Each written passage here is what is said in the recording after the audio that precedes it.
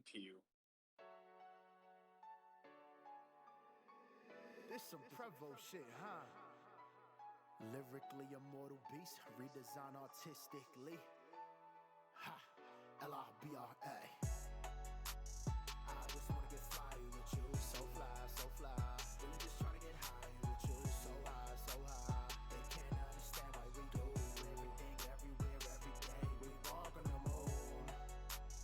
I just wanna get fly with you, with you, with you. Really just tryna get high with you, with you, with you. They can't understand why we do everything, everywhere, every day. We walk on the moon. Footsteps on the big clouds, yeah, we here now, ain't coming down. Cause I hear the sound of the lighter flick sparking big clips. Took a big rip with a thick bitch and she fine too. About 5'2", throwing something smooth, we can vibe too. Match my energy and you can slide through. I like different flavors, let me try you. I just need a taste of what you're really giving. Don't fight the temptation, baby, release and give in. Long as you stay loyal, we both gonna end up winning.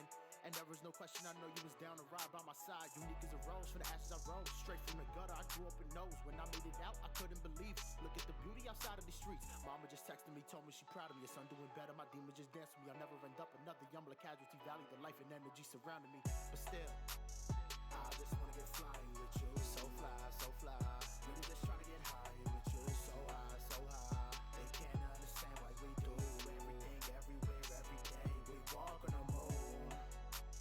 I just wanna get fly with you, with you, with you. Really just trying to get high with you, with you, with you. They can't understand why we do everything, everywhere, every day. We walk on the moon. We can be like Eric and Donna from the 70s show. Maybe Monica and Chandler, keep it on the low. Ross and Rachel, fucker, we let everybody know. Millhouse and Lisa type shit, give us time to grow.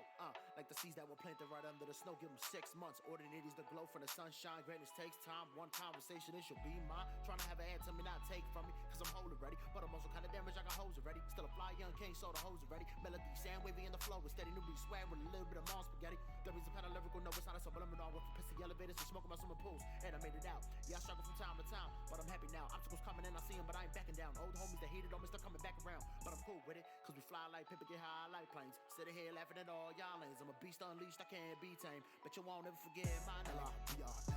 I just wanna get fly with you. So fly, so fly. Really just trying to get high with you. So high, so high. They can't understand why we do everything, everywhere, every day. We walk on the moon. I just wanna get fly with you, with you, with you. Really just trying to get high with you, with you, with you. They can't understand why we do everything, everywhere, every day. We walk on the moon.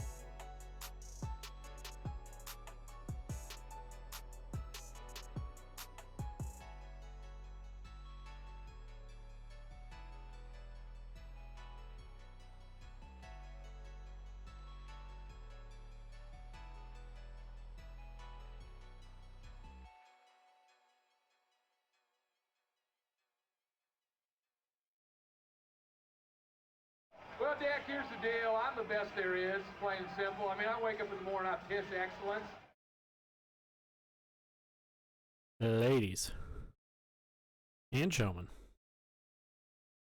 boys and girls, people of the internet, planet Earth, in parts some might call unknown. It is time for Season 5, Episode 23 of the House Divided Podcast. Yep. Okay, there's Jordan. That was a very awkward silence for a second. Yeah, yes it is. 23. Michael Jordan. Yes, not 12. So, we got some stuff to talk about today. This is going to, in theory, be a short show. It should. We got a lot of news, though. So. We have a singular page of note. So right, yeah. So you know, only the 2 NFL games to talk about. No picks. Or are you sure about that? I'm not picking the Pro Bowl. I am going to be actively looking for odds throughout the show. Currently, there are not any. So I'm not sure if we would even be able to. No, I don't believe there are as of yet. Right now, it's even. Okay. So with that being said, we could do it, but we won't count it. right. With that being said, we got some stupid people who said some stupid things. I found I didn't find a fourth. I remembered a fourth in the intro. So we have 11 total because I count for 7 of them. It was a bad week for stupid people. This one, the one you will 100% agree that this one belongs in here. All of mine do.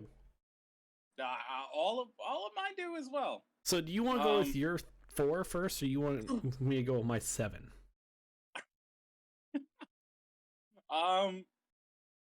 I guess I can go first. Okay. Hit it. Where to start? We'll go with this one first. This was on a NASCAR paint scheme reveal. Oh, okay. Okay, one of my stupid people is safe then. One of mine is coming from the world of NASCAR. Oh wow. Yeah, I know. There's a thing. I'm going to send you once I say this. I'm going to send you the paint scheme. Let me get it. Is it the old Jeff Gordon scheme? No, it's not that one. Oh, okay. I was getting killed on Twitter for saying I like the old William Byron flame scheme better than whatever the fuck he's got now. But anyway, Michael over on Facebook simply says, "Don't like it.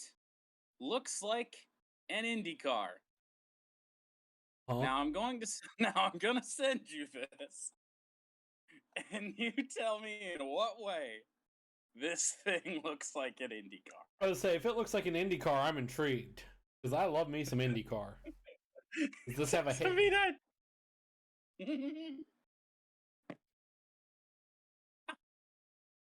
I have sent Austin a picture of Chase Elliott's Hooters scheme for this season that he'll run a couple times. I mean, I think I have no problem saying that it doesn't look like an Indy car. It does not look like an Indy car. It does not look like an F1 car. Whoever said Michael here has probably never seen an Indy car. In what way does a Chevy Camaro stock car look like an Indy car? Like, the paint scheme doesn't even look like something let me go back to this. Let me go back to this and hyper-analyze it. Also, the eyes on the owl for Hooters. Everyone says Chase Elliott will be driving the 900 car.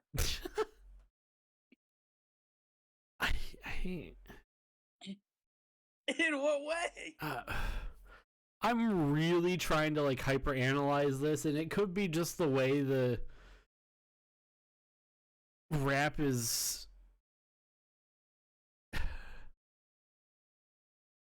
Good luck. Centered. Everything is towards the back of the car.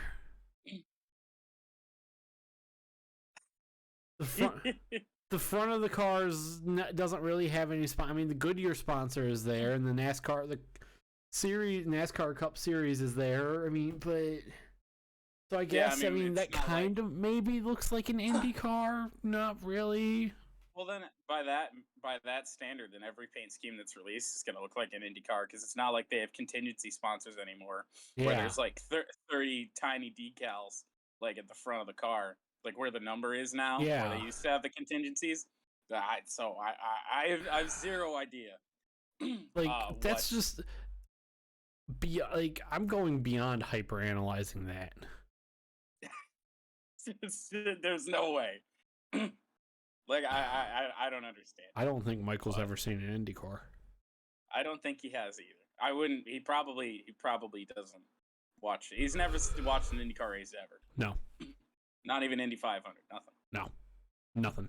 Also from Facebook, this from a few days ago, the start of February.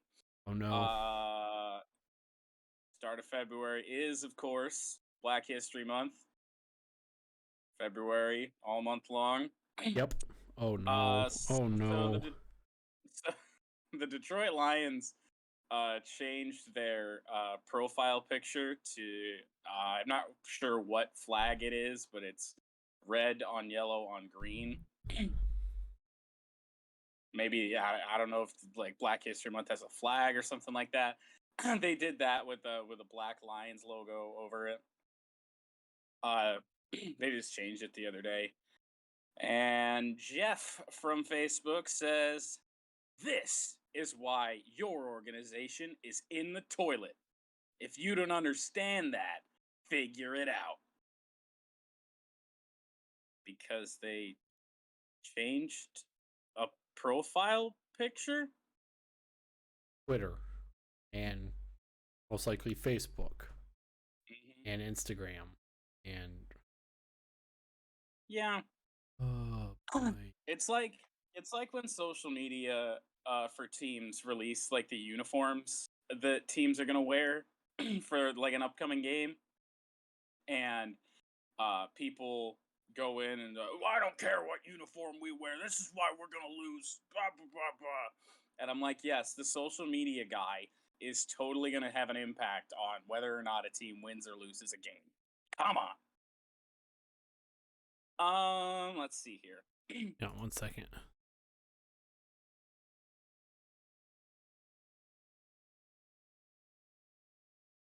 God. That is One a more. flag. The red, yellow, and green is, yes, associated with Black History Month. Okay. So I was just curious. I think there's a fifth one in here that I forgot about. Oh, so we are approaching. This is ridiculous. We are slowly approaching 14. Right. But that's it. 12. There's no more. The other day, the NHL announced the NHL All-Star All-Rookie team, which doesn't go to the All-Star game, but it's just an honor for some of the top rookies. And the All-Rookie team featured Alex Nedeljkovic, Mort Seider, and Lucas Raymond, all from the Red Wings, and also, who the fuck is this? What's this name? But not Trevor Zegras. No, he's okay. So he is in here. Trevor Zegras is in here. Oh. Tanner Janot, and some guy named Martin Fehervari plays for the Capitals. I don't know. I would assume he's a defenseman. I don't know. I haven't watched enough Caps games this year to say it confidently. And so the person that is upset here, who do you think they are?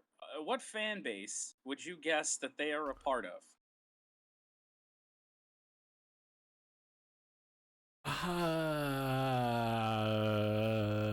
I'm gonna go out on a limb and say Anaheim because, well, Trevor Zegras. Surprisingly not, because they don't have a reason to be upset because Trevor Zegras is here. Yeah, I guess, yeah. It was a Boston Bruins fan who says, "Dead Wings bias much?" So, there are indeed 3 Red Wings on the All-Star, All-Rookie team. But let's just go into the stats here, okay? Rookie point leaders. That belongs to... well, it did belong to Lucas Raymond. He's now tied for number 1 with Lundell, who is also here. So, both deserving. Yep. We go to assists, and as a defenseman, Mort Seider is leading all rookies in assists. As a defenseman. Justify... And I mean, if Seider wasn't in here, then things have gone wrong because he is so clearly just like he doesn't play like a rookie. It's insane. So the assists are great, but like you just watch him and you know that he would belong in to be featured in these six best players, six best rookies so far. And then we go to goalies. Does not lead. Nedeljkovic does not lead the goalies, the rookie goalies, in goals against average or anything like that. That does indeed belong to Jeremy Swayman of the Boston Bruins with a 2.31. But Alex Nedeljkovic does lead all rookie goalies in wins, and Swayman is 5 behind with Nedeljkovic has 13, Swayman has 8. With a significantly better team, he has less wins. Yes. Or, well, on paper, a significantly better team. And he also has a shutout on the season, only behind Dan Vladar. Why does that sound like a name of an old Red Wing? Oh no, that was Darren Hadar. Leads rookies in shutouts with 2, but Nedeljkovic does have 1 as well. So, judging by those stats, you would say that all 3 of those Red Wings deserve to be there, right?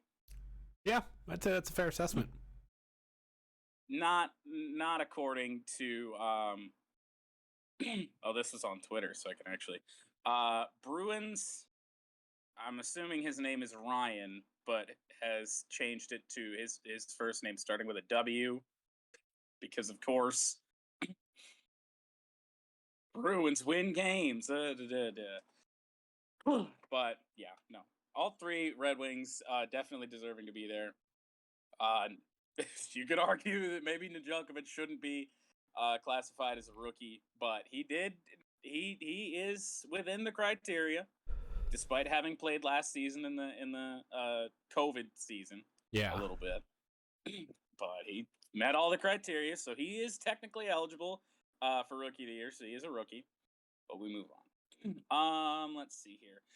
This is from the Rams 49ers game that happened on Sunday. I believe it was Fred Warner had a nasty hit to the head from behind on Matthew Stafford on Stafford's interception. And over on Twitter, at JB Loves Celtic,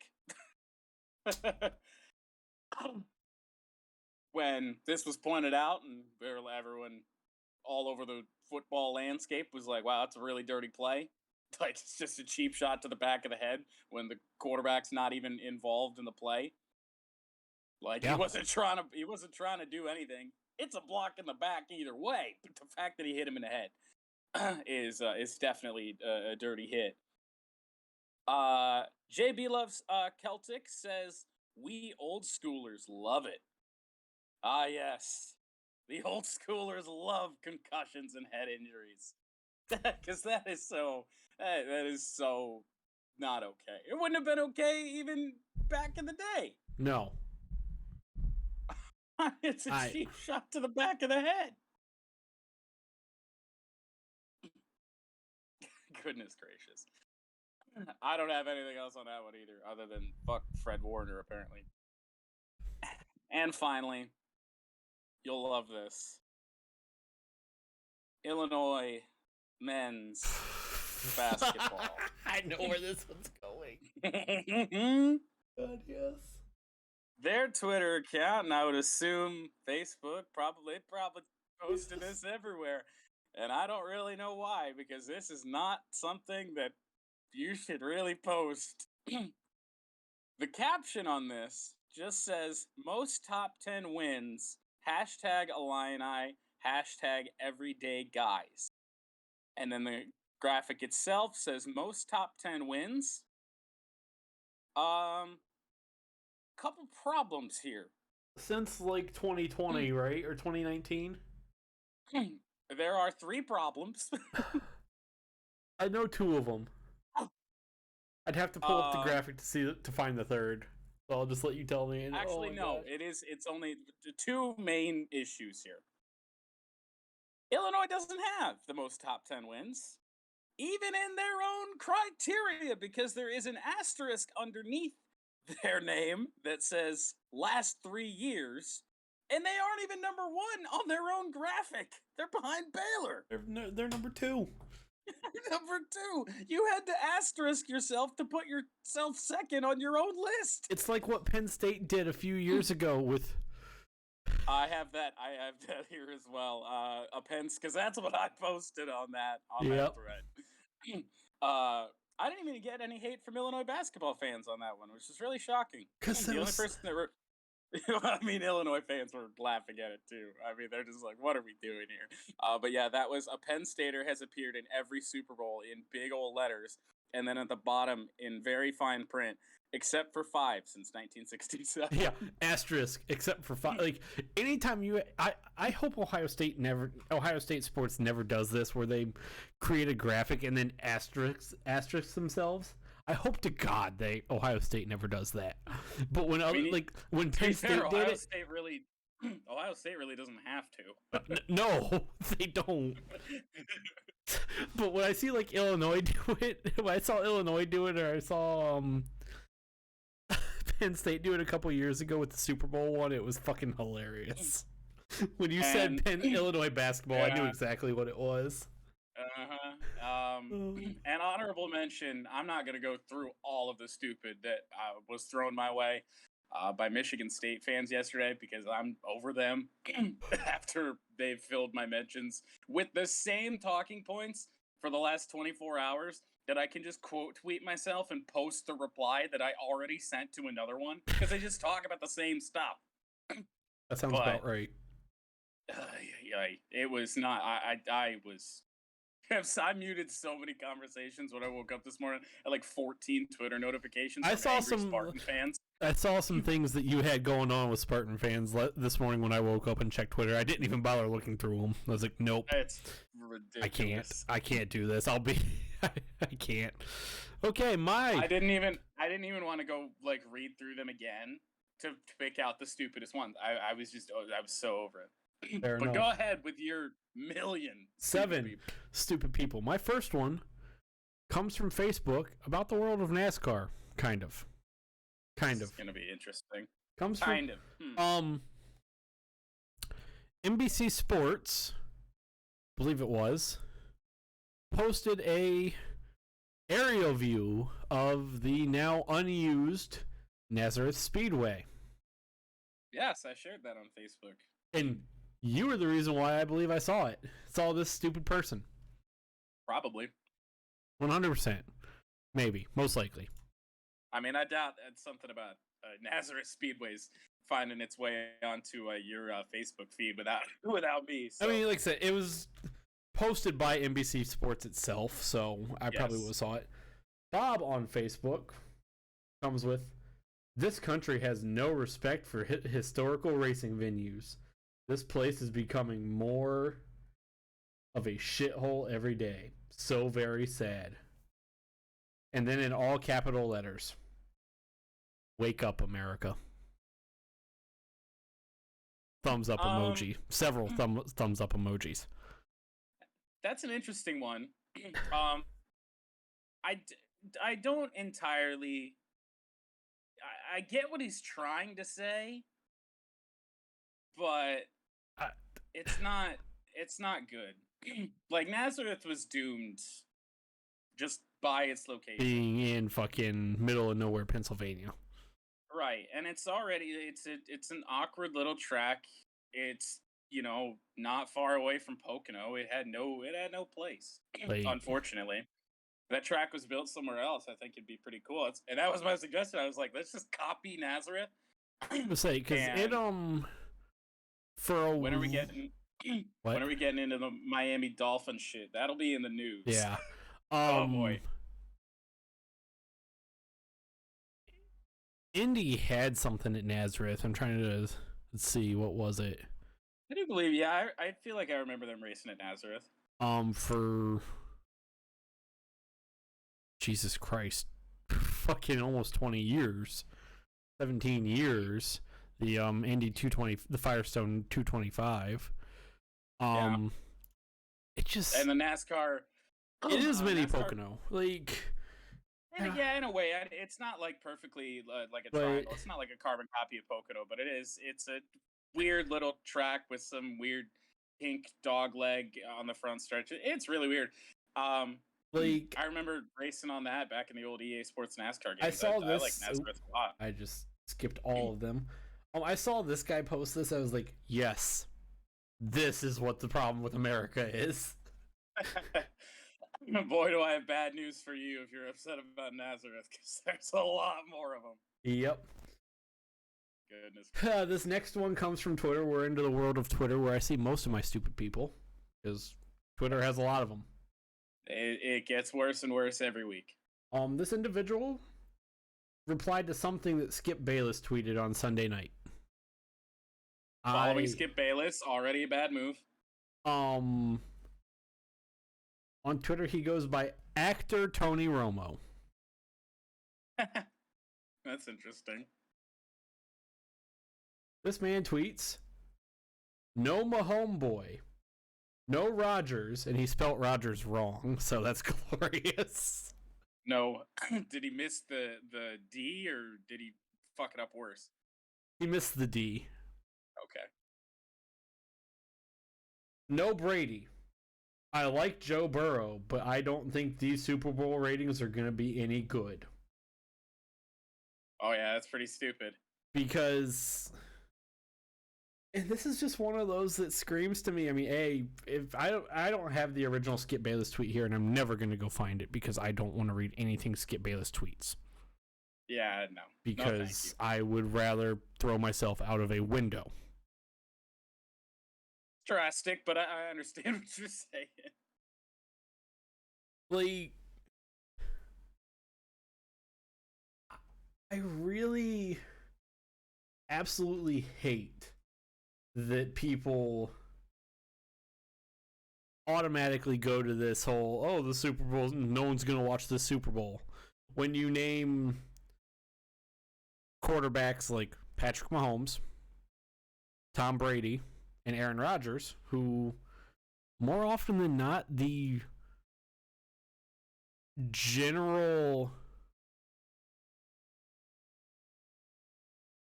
just casual fan doesn't want to see Patrick Mahomes in a fourth Super Bowl or third straight Super Bowl, or see Tom Brady again, or see Aaron Rodgers in a Super Bowl. Yeah, I'm sure ratings are gonna drop because we don't see Tom Brady in his 11th Super Bowl in 22 years. Like, that's not how it works. No, I'd expect the opposite to happen. My stupid people is NASCAR fans who are gonna stop say they're gonna stop watching because the numbers are moved forward. Anytime I see them anymore, I'm just like, okay, we'll see you at Daytona. Like, have fun watching Daytona, guys. Yeah, you'll be back. You're not boycotting NASCAR. It's hilarious. Like, I've said since the beginning with I understand why it's happening. Because like the new cars are a lot shorter.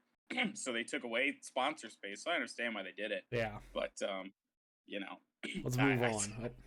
God almighty, I hate that. But yeah, we'll see you in Daytona. See you at the track. Let's move on. This next one comes from Colin Cowherd. Oh. It's not often he actually makes it in this segment, even though he is on the graphic. He's always on the graphic, but he doesn't actually make it in the segment very often. This came Sunday during the Rams 49ers game. I think I might know what this is. Possibly. I said it 2 weeks ago. Debo is a very special talent. I never got any credit. I was way ahead of people. I take pride in finding gems. Sad. You can just steal other people's hard work on Twitter. He doesn't even try anymore. Colin just has given up. People didn't know how special Debo Samuel was. We've been seeing it all year long. Yeah. 2 weeks ago. What, when the playoffs started? Because it's probably the first time you watched them? I would say that was probably the first time Colin Cowherd has watched Deebo Samuel. And he's a California guy. You would think. Yeah. It's all Colin cares about is the NFC West and Pac-12 football. Yeah. You'd think he'd know. Yeah, you would think. Wow, that's not good. We're gonna keep this one. Only made it in because it made me laugh, and it had something to do with the Bengals Chiefs game. We're going back to Facebook. Oh no, Ryan, and then last name omitted because Facebook. 2 Ryans and 1 stupid people. Yeah. Oh no. In my eyes, the Chiefs won. The NFL is rigged. The Bengals paid the refs. I'm not done. This is not done, but I'm going to stop here for a second. Stop the count? I'm going to stop for a second. This is. Oh, I find this hilarious because Mike Brown is one of the cheapest owners in the NFL. That man. We will get to him. Oh my. Kansas City Chiefs haters paid the refs. That's a new one. I've never heard that. Joe Burrow was on some type of drugs. I mean, that might be the case. I don't know. And Tyrann Mathieu wasn't 100% healthy. Still not done. But we're still not done. Oh, no! This game was not fair. This part is in all caps, by the way. This game was not fair. I will never watch another NFL game ever. It's not an airport. This guy checked all of the boxes and then circled the final box of announcing your departure and then checked it. Like, oh, God. Come on now. Again, all I'm going to say, like, I was dying when I saw Bengals paid the refs. Mike Brown hasn't paid for anything in his life, most likely. Like, Mike Brown probably goes to dinner at restaurants, and he takes money from the waiter. Right. Like, Mike Brown's a dine and dash sort of guy. Yeah. Well, looks at the waiter. God. Hey, yo, can I see that? Can I see that little cash book you have right there? And he takes $5 out and then leaves. That's Mike Brown. Oh, I saw that. It's like, oh my God. That is very stupid. There's so many. There's a lot to unpack there, but I don't want to do it. I don't. Now we have 3 left. This one's good. This one's gonna be very quick. The last 2 we're gonna spend time on. All right.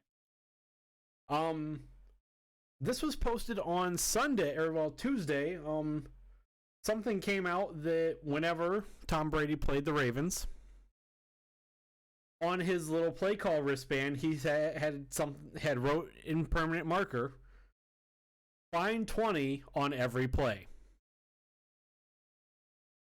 This is important for the majority of Tom Brady's career when he played the Ravens. Number 20 was a dude known as Ed Reed. I was to say that was E.D. Reed, boy. Yeah. Some people, finding Ed Reed, yeah, that's probably a good thing to do if you're the quarterback. Knowing where he is, probably a good idea. Was just as important to the Ravens for a long time as Ray Lewis was. Yeah. Terrell Suggs. Yeah, find Ed Reed on every play. Yeah, that's a good call. I'd say so. Victor on Facebook posted when this broke. Imagine thinking Ed Reed was better than Troy Polamalu.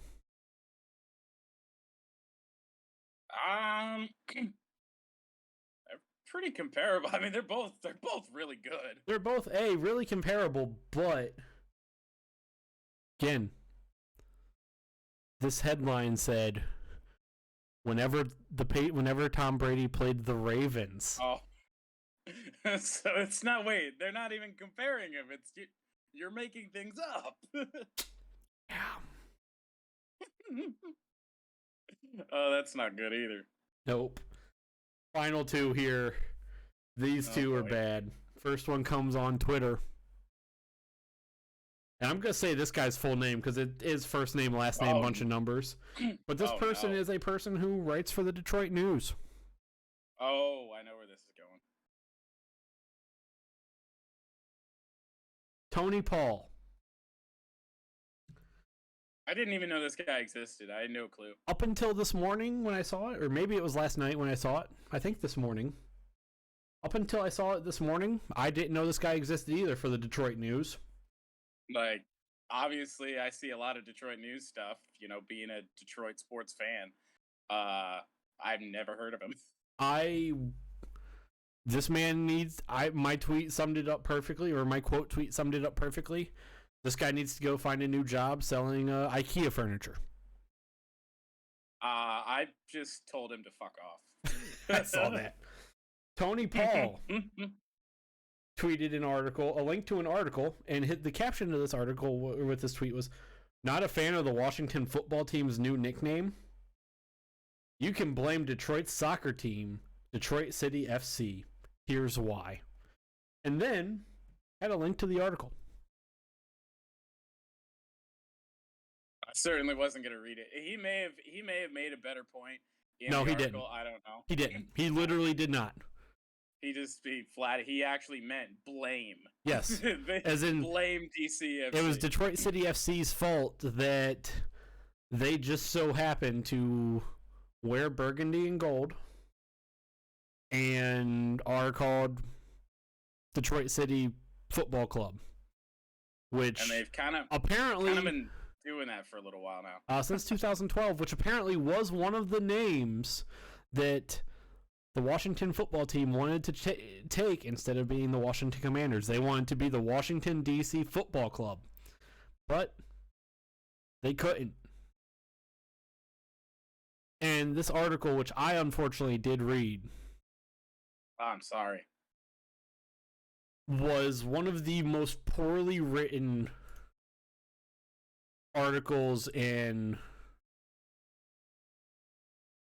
all of sports media history.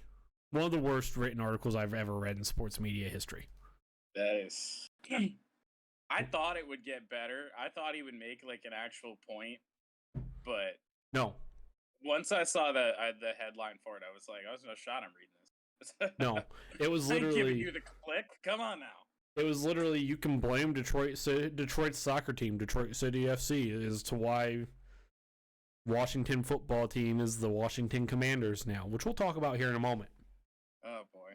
That is a nomination for Stupid Person of the Year, as it should be.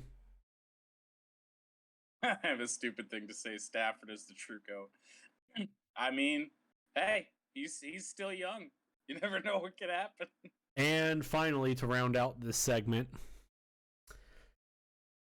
it's actually gone quicker than I thought it would. Marcellus Wiley. Oh, I know what this is too. First time he's been in this segment that I can think of. Somehow. Yeah, I mean, I don't really pay any attention to Marcellus, so... Yeah, that's actually not... Same reason. Yeah, I don't really... I don't follow him on Twitter. I don't see what he says. I did not expect to see this at all.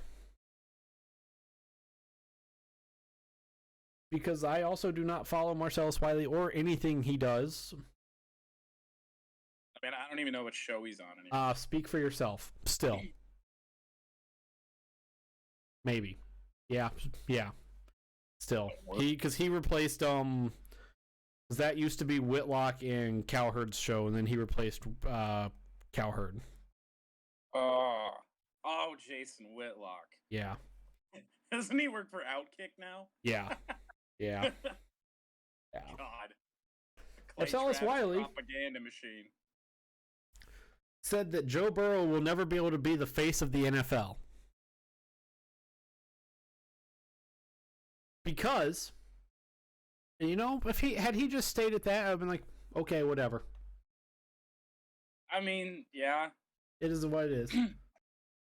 I mean, I watched that segment, but I have a feeling you'll bring the point up, so I won't do it yet. It's because Marcellus Wiley's point of why Joe Burrow can't be the face of the NFL, you might ask? It's because Joe Burrow brands himself as this Ohio guy who's from the state of Ohio, which he is from the state of Ohio, Athens, Ohio. Indeed. But he has Twitter beef with Ohio State fans. He does? No, he really doesn't. Just gonna say, I mean, that's not somewhere I would usually find myself in normal Ohio State business or anything like that, so I wouldn't see it. But that doesn't sound like a thing that would be a thing. It's because it's really not. So a little bit that's really all I got on that. A little bit as to why Marcellus Wiley said this. On Monday, I believe it was, Joe Burrow was on Tom Brady's podcast. Name thing. I don't know what it's called. Tom Brady podcast. That's all you need. The Tom Brady show. Sure. It's not that, but it's not. We get the idea. Yeah. And he did make some form of joke about Ohio State claiming him, or Ohio State fans claiming him as being from Ohio State. Burrow did? Yeah. Even though he also, went to LSU too. Yeah. So there are people, and then Shaquille O'Neal ran with it and tweeted "preach" or something. I didn't see fucking any of it. So there are people who are saying that Joe Burrow does not claim to be from Ohio State. Joe Burrow, who has claimed several times in the past, before that appearance on Tom Brady's podcast, that he is from Ohio State, and if it wasn't for being from Ohio or going to Ohio State, if it wasn't for going to Ohio State, he wouldn't be as good of a quarterback. Man in the Arena? Is that it? Or no, the podcast is Let's Go with Tom Brady. Oh, there you go. Fitting. And then, Joe Burrow did put these rumors even more to this fake Twitter beef that Marcellus Wiley said existed to rest even more. Today in a press conference, he said, "I'm definitely still a Buckeye. I graduated from there." Yeah, he is definitely an alumni of. Oh God, why is Haas F1 trending on Twitter? Oh no. It's just because Friday they're supposed to unveil their new car. Unveil the car. That's it. Another thing that Marcellus Wiley said that clip that you sent me was that he can't be the face of the league because that's already Patrick Mahomes. Like, we didn't have Tom Brady and Peyton Manning, and that was even brought up. Yeah, like I've heard a certain Joy Taylor brought that up. Like, we can have multiple faces of the league. Side note, before we move on to the news, shout out to Joy Taylor for being on 2 shows with extremely stupid people back to back. God, right? She was on 2 shows where, I guess Collins wasn't said on his show, but she shared her show with 2 people in this segment. Yeah. And Rob Parker's been on shows that she's been on too. Let's move on to the news, though, shall we? Oh boy, this bit of news here. I'll lead us off. This was a whirlwind, I'll tell you. I'll lead us off with this because, I was not shocked by this. The rest of the football world apparently was. Yeah, I believe I said last week that I didn't think that this was going to happen, and then it happened literally like 3 days later. Yeah.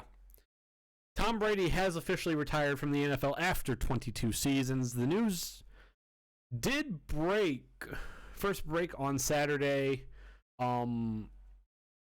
His agent then came out and tweeted that nothing was official yet. I honestly am all I'm gonna say on that about his agent tweeting that. All I'm gonna say on that is somebody close to Tom Brady or someone in the Bucs organization who knew something said something before they were supposed to. That's it. Yeah, I would assume it was somebody that was close to Tom, because it came out that the Bucs didn't know. Yeah. Like Bruce Arians was shocked by the initial news, and then that's when his agent came out and said he was like, he hasn't made a decision yet, so that's why nobody knew. Yeah, but somebody had to have known that he was leaning that way. Yeah, I think this was, and I think it was just Tom Brady being like, well, yeah, it happened. And I did not read Tom Brady's full social media post because there was like 10 pages of it. Yeah, it was like 6 pages in really tiny font. That's one of those, oh, I'm so happy for you, or sorry that happened meme. It's one of those, like, I ain't reading all that. I read the very first one just to see what it was going to be about, and then once I saw that it was him confirming he was retiring, that's like it. Like I said, I'm not surprised because just the Buccaneers can't really get significantly better from what they were this year going into next season. No, and unless they really screw around with the cap again, restructure some deals, which I still have no idea how it's allowed. It's a loophole that somebody found in the CBA that they can do this, like backload these deals and pay them essentially move cap space to pretty much when these people are going to be retired. Yeah. So like they did that last year to keep the whole squad together. And it still didn't work because they still ended up losing some people. Very few, but they kept pretty much anyone notable. Like, there was no reason they should have been able to keep that defense together, but they did. And I honestly think part of this, because I will say I do believe Tom Brady could have went out and had he stayed with the Buccaneers and played next year, they would have won the NFC South. Oh, yeah, no doubt. I mean, because the South is bad. But especially with Sean Payton leaving the Saints, Falcons and Panthers being what they are. Like, yeah. No chance. But I honestly think Tom Brady just didn't, like, he saw what went with Ben Roethlisberger this year, where going that extra year to get that one last ride may not always work out. Right. You get a team that you can't keep everything together, especially if you're like Tom Brady. You have nothing left to prove. Why go if you're not 1,000% committed? Like, he doesn't believe he is anymore. Yeah, that's what he said. He was just like, if I'm not 100%, I don't want to do it. Yeah. So, like, I wasn't shocked by this. So, yeah. I don't know. We'll see. I would not be surprised one bit if he pulls a Brett Favre and comes back. I don't think so. I don't think it's going to happen, but I don't think it's out of the realm of possibility. I think at this point, he's gonna be like Peyton Manning, where he's just content to be retired, because you look at Brett Favre, I could see Aaron Rodgers doing something like that, where Aaron Rodgers retires for for a season, and like just to get away from the Packers. Right. Like, I don't know how long he'd have to be retired to have that happen. Good point. Or Aaron Rodgers at 36 years old. Yeah, you got a point. Right. Actually. But yeah. you look at Brett Favre, where he was so good for his entire career up until that first retirement, and because of the team just the Packers being the Packers, yeah, not wanting to be able to do the things to take that extra step, Brett Favre was just done with it. But he thought he could, he spent retired. He's like, I could still do it though. I don't think, and he did. Oh, and he did. He took the Jets to the playoffs, didn't he? Yeah. And the Vikings. Yeah. Like, he did it. Goodness. Brett Favre did it. I don't like, Brady doesn't seem to have any of that. I still have something to prove. That's literally not. Well, there is. Now, I did tweet when it was official. I said, he really missed out on the true opportunity to prove that he is the GOAT and come to Detroit and win a Super Bowl with the Lions. That is true. He did miss that opportunity. Right. But we all know Martha Ford's not going to pay that kind of money. It's not even Martha anymore. Oh, well. The Ford family isn't going to pay that kind of money. Sheila. Yeah, Sheila Ford Ham. Yeah. We all know the Ford family's not going to do that. Good for Tom though. For we don't have to see Tom now go out and be like Ben Roethlisberger, who is who was not who he used to be, and doesn't play like we're all accustomed to doing. Like, it's crazy to think that Tom Brady's at 44 years old was still essentially in his prime. Like, he never fell off like people expected him to, like anybody else would. It's crazy. I have a list here of all the things that Tom Brady leads the NFL all time in. It's a long list because I've seen that list. Passing yards, yep. Touchdowns, wins, win percentage, total EPA, total WPA, Pro Bowls, Super Bowl appearances, Super Bowl wins, Super Bowl MVPs, conference championship appearances, playoff yards, playoff TDs, playoff EPA, and playoff wins. Yeah. I mean, the dude had 2 Hall of Fame careers. Put him in the Hall of Fame twice. And there was only one team that had a winning record against Tom Brady. Oh, God. It was Drew Brees and the Saints. Oh, yeah. It was Drew Brees and the Saints. Because Brees last year, they beat him. I mean, they beat him twice. Yeah. And they didn't really play a whole lot over the years, but I mean, yeah. I mean, hey, that's just that. His career is just insane. Like, don't even make him wait the 5 years or however many years it is. Just put him in the Hall of Fame right now. Like, I did see hashtag wave the weight going on for Tom Brady. It's not Big Ben slander. I do like Big Ben. But as every other quarterback and any other player that isn't named Tom Brady, they age and it shows a little bit. Like Peyton Manning. Like, when the year he won the Super Bowl and then retired after, like, that guy was terrible. Yeah. They won that Super Bowl because of that defense. Let's move on. Oh, do you want me to read the headline, the news headline, and then you run with it after? Just to make it easier? Just read the first bit here. On Tuesday, Chris Bayless, is that how it's pronounced? I assume Ballas? Chris Ballas of thewolverine.com, a site that I have did not know existed. Yeah, I only know it kind of like existed. 11 Warriors? lesser than that because 11 Warriors is like an affiliate or something, isn't it? More or less, yeah. Like the SB Nation or something like that, maybe. I don't know. Kind of, yeah.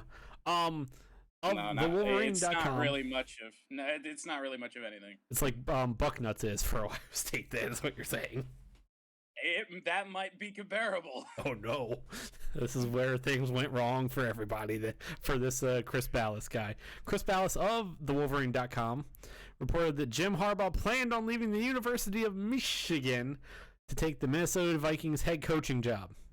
Harbaugh had an in-person interview scheduled for Wednesday with the Minnesota Vikings, which the Minnesota Vikings flew him to Minneapolis for, just for Jimmy to freeze his balls off in negative 20-degree weather. It was very cold. That's probably why. Well, I mean, obvious. Here, I'm gonna just say real quick. Actually, no. We'll get to the rest of that in a minute. So, as I expressed to you throughout Harbaugh Watch, as towards the later, like this last week, I've just been done with it. Yeah. Like, I think the best case scenario, I think for Michigan right now would, to have him come back, and that's what we're thinking. Up until this week, and then it went on so long. It got to the point. It's just like this isn't going to go well. Like there's nothing good happening here. So myself and a lot of Michigan fans were just over it. I'm gonna say this. We were just done. I'm gonna say this. I'm gonna go on to this next portion here. All right. On Wednesday, Adam Schefter reported that Jim Harbaugh did call Michigan AD Ward Manuel to inform him that he will be returning to the University of Michigan. Yes. Thus ending Harbaugh Watch. Over 30 days. I will say when I saw this, and I can speak for several Ohio State fans who had the same thought of me of just thank God it's done. Right. And probably not, like, obviously, like you said, every Michigan fan's probably happy that it's done. No matter if they wanted Harbaugh gone or they wanted him to stay, every Michigan fan's probably happy it's done.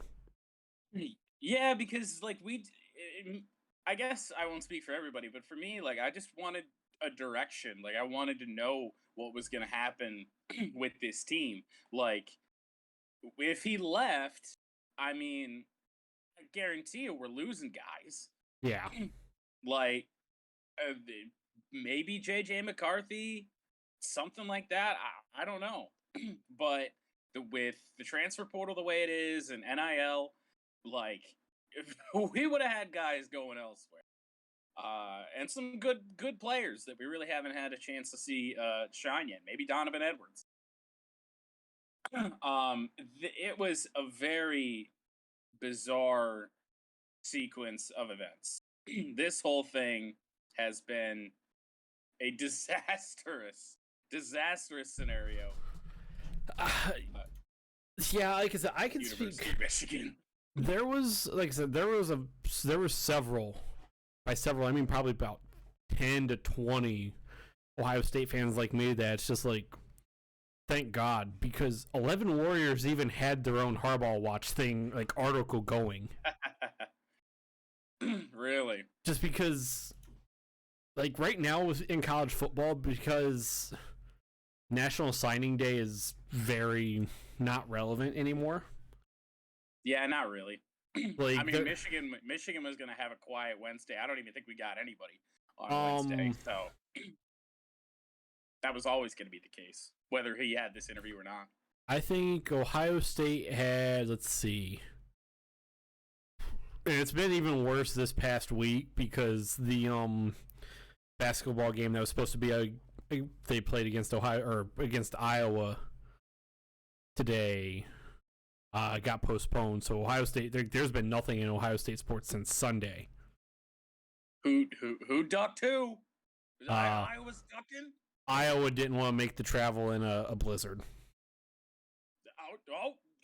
not acceptable. They ducked. They know they're gonna get beat by Ohio State. They ducked. God, I hate Let's that see. argument so much. Thanks, Kirk. Let's see. Ohio State had 10 guys. It had 10 yesterday. Okay. Most of them 4 stars at that point. Right. They had, I believe, 13 in early signing. Like, that's just... Yeah. Like, so there wasn't a lot going on in college football other than Harbaugh watch in general. Yeah, not really. That and the Caleb Williams transfer out to USC. I mean, it's been pretty quiet. Yeah. In the landscape of college football. Oh, and Chip Kelly doing whatever the fuck that was. Brian Kelly, you mean? Oh yeah, not Chip Kelly. There were rumors when the initial report that Harbaugh was leaving came out that somebody's like, "Oh, Chip Kelly's coming to fucking Michigan, ain't he?" So Harbaugh that would be disastrous. Harbaugh is not leaving Michigan this year.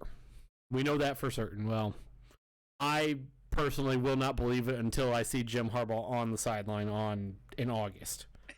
I mean, Michigan football accounts finally posted something about it once the news broke that he was staying. Okay. So I will take that. Yeah. As something, because they didn't say anything. Because as John U. Bacon has been saying, nobody knows anything. Yeah.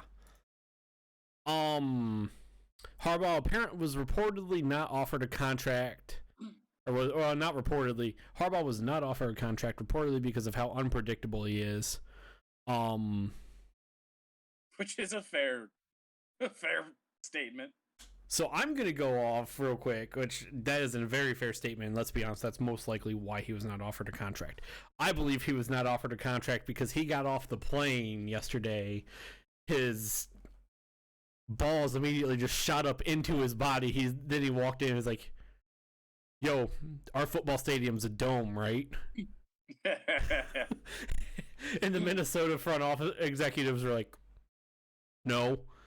Jim's like, "Build a dome on it." And they're like, "No." And then Jim's like, "I don't like this." Aren't they in a dome? I mean, not anymore. Aren't they though? Isn't that I don't think so. Oh, yeah, it actually is. Yeah. You're right. Because, it was open air for a while they were constructing the new one.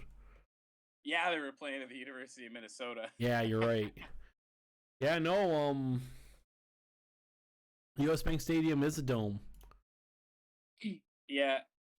Where I think that this kind of went wrong in terms of Harbaugh for Michigan, and of course this is just an assumption. Can I bud in Jordan's background? What? Oh, I would assume B. Maybe.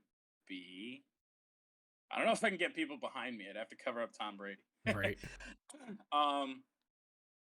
That takes some serious Photoshop work.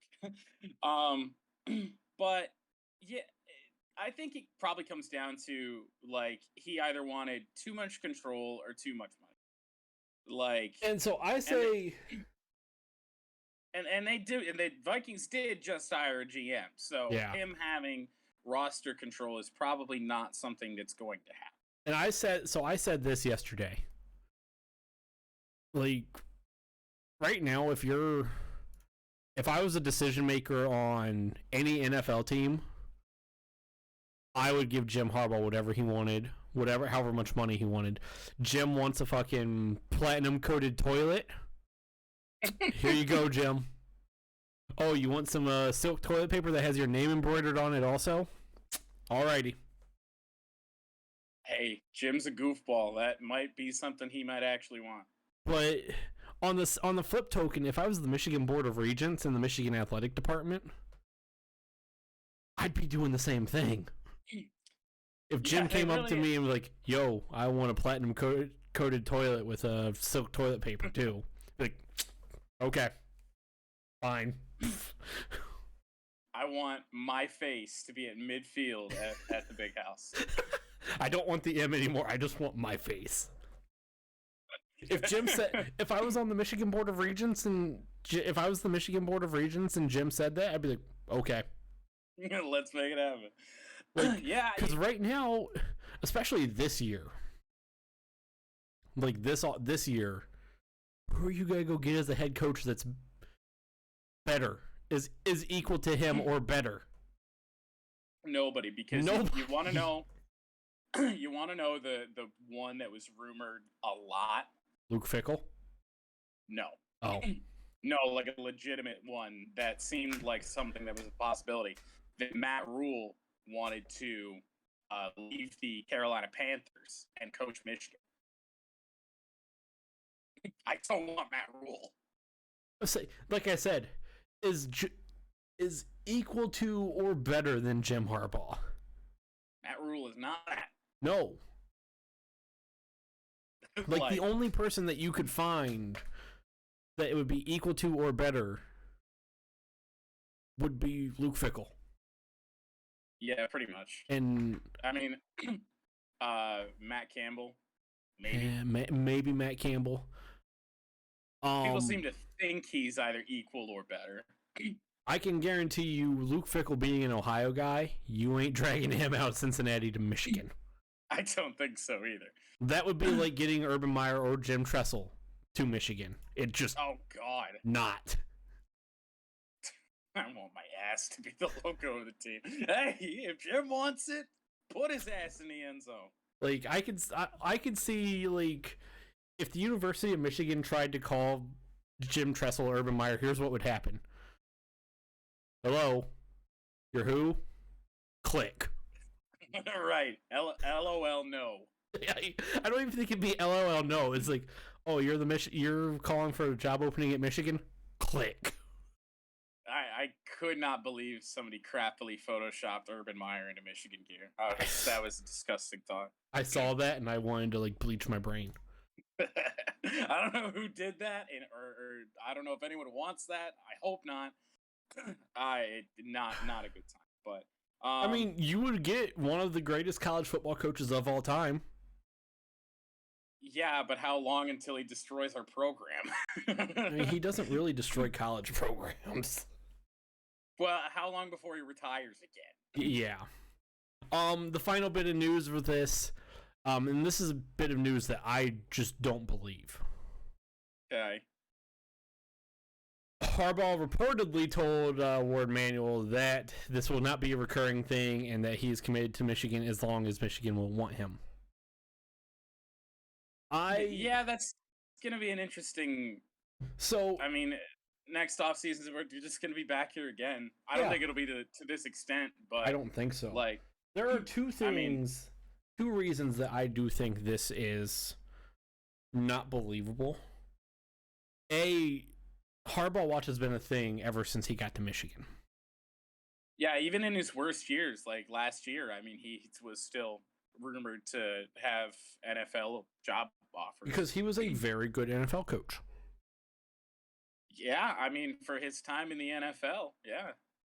He took the 49ers team led by Colin Kaepernick, who only had one... Alex Smith when he got there. Alex Smith, yeah. Alex Smith and Colin Kaepernick. Harbaugh was the one that made the switch from Alex Smith to Colin Kaepernick. Like, neither of them are bad quarterbacks, but they're not elite. They're okay. Yeah. I mean, Kaepernick was really good that year. Yeah. Because that was the Super Bowl year. Yeah. Like, Jim Harbaugh had that as his quarterback room with the 49ers when he went to the Super Bowl. Yep. So, the other thing that I get caught up on this, and I told you this yesterday, I really hope this was just kind of a irritated father/alumni. Deion Johnson, father of Michigan recruit William Johnson, who I believe has been with the program since December. I believe he was an early signee. I believe so. And this was Deion Johnson told this to the Detroit News. Hopefully not Tony Paul. Oh God, we better check. I have not read the Detroit News article. I read it on Sports Illustrated. Yeah. That Harbaugh told William Johnson that he was looking, and if an opportunity if a good opportunity were to come up in the NFL, he would take it because he wants to go win a Super Bowl. I'm sure he probably does. Or he wants to chase a Super Bowl, and that's one of the things that he wants to do as a coach. So I do personally hope that was not just an angry, pissed off father. Because I could get it being a pissed off father where you're like, well, especially Deion Johnson, who played for Michigan as a cornerback, and the coach, right? Then all of a sudden you send your kid there, and all of a sudden the coach is just offering zero answers, and I could see it being a pissed off father, but I hope it's not. Yeah. I just don't believe this not being a recurring thing. It might not be a recurring thing to this extent. Yeah, I think this is the closest he's going to be for a while. Like, I don't see us going through this at this extent. I mean, next year. It depends on what jobs are open. I mean, and there's always going to be jobs open, but... Yeah, it depends. It definitely depends on what jobs are open. I think this year it was so believable because the Miami job is a good job. You're looking at a team in Miami that was one game out of a playoff spot. You're looking at the Raiders job the Raiders were in the playoffs. Yeah. And neither of those were jobs that... Quick note on that. Josh McDaniels to Las Vegas. Oh, no. Yeah. Those poor Raiders. They don't know what they're in for. Yeah, that... We see how Belichick assistants do. It's not pretty. Have fun with that one. Yeah. But to be fair, I don't know if he's going to be much worse than... right now, the Raiders have enough talent to, overcome that a little bit. Yeah. It's not like the Lions when they got Matt Patricia, where they didn't really have much of anybody. They had essentially a jar of dirt. I mean, we still had some guys, but Matt Patricia was dog shit. So, yeah. Anything else see. on Harbaugh? Or we just want to move on? One last thing. I am glad that it's over. I think the Michigan fan base needs a break. Because that was the first good thing that's happened to us since we beat Iowa and won the Big Ten. It has been absolute hell since. The playoff game, terrible. The Harbaugh watch stuff. Michigan basketball stinks. It's been a rough go. So glad it's over. Glad we finally have good news. Like I said, as an Ohio State fan, I feel like I could speak for the vast majority of Ohio State fans. Most of us didn't really care who was going to be Michigan's head coach. No, I'm sure plenty of people say, "Oh, I'm glad he's back. 1-5 against Ohio State." There are some, I've seen some. They think they'd say the same stuff if we got a new coach too.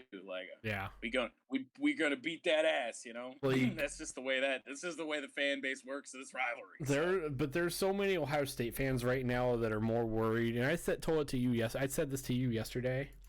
There's so many Ohio State fans right now that are more worried about the fact that in the past decade, we've had one of the consistently best year-to-year college football programs, other than maybe Alabama, and just find a way to underperform somewhere, other than the magical year with Carr, Dale, Jones.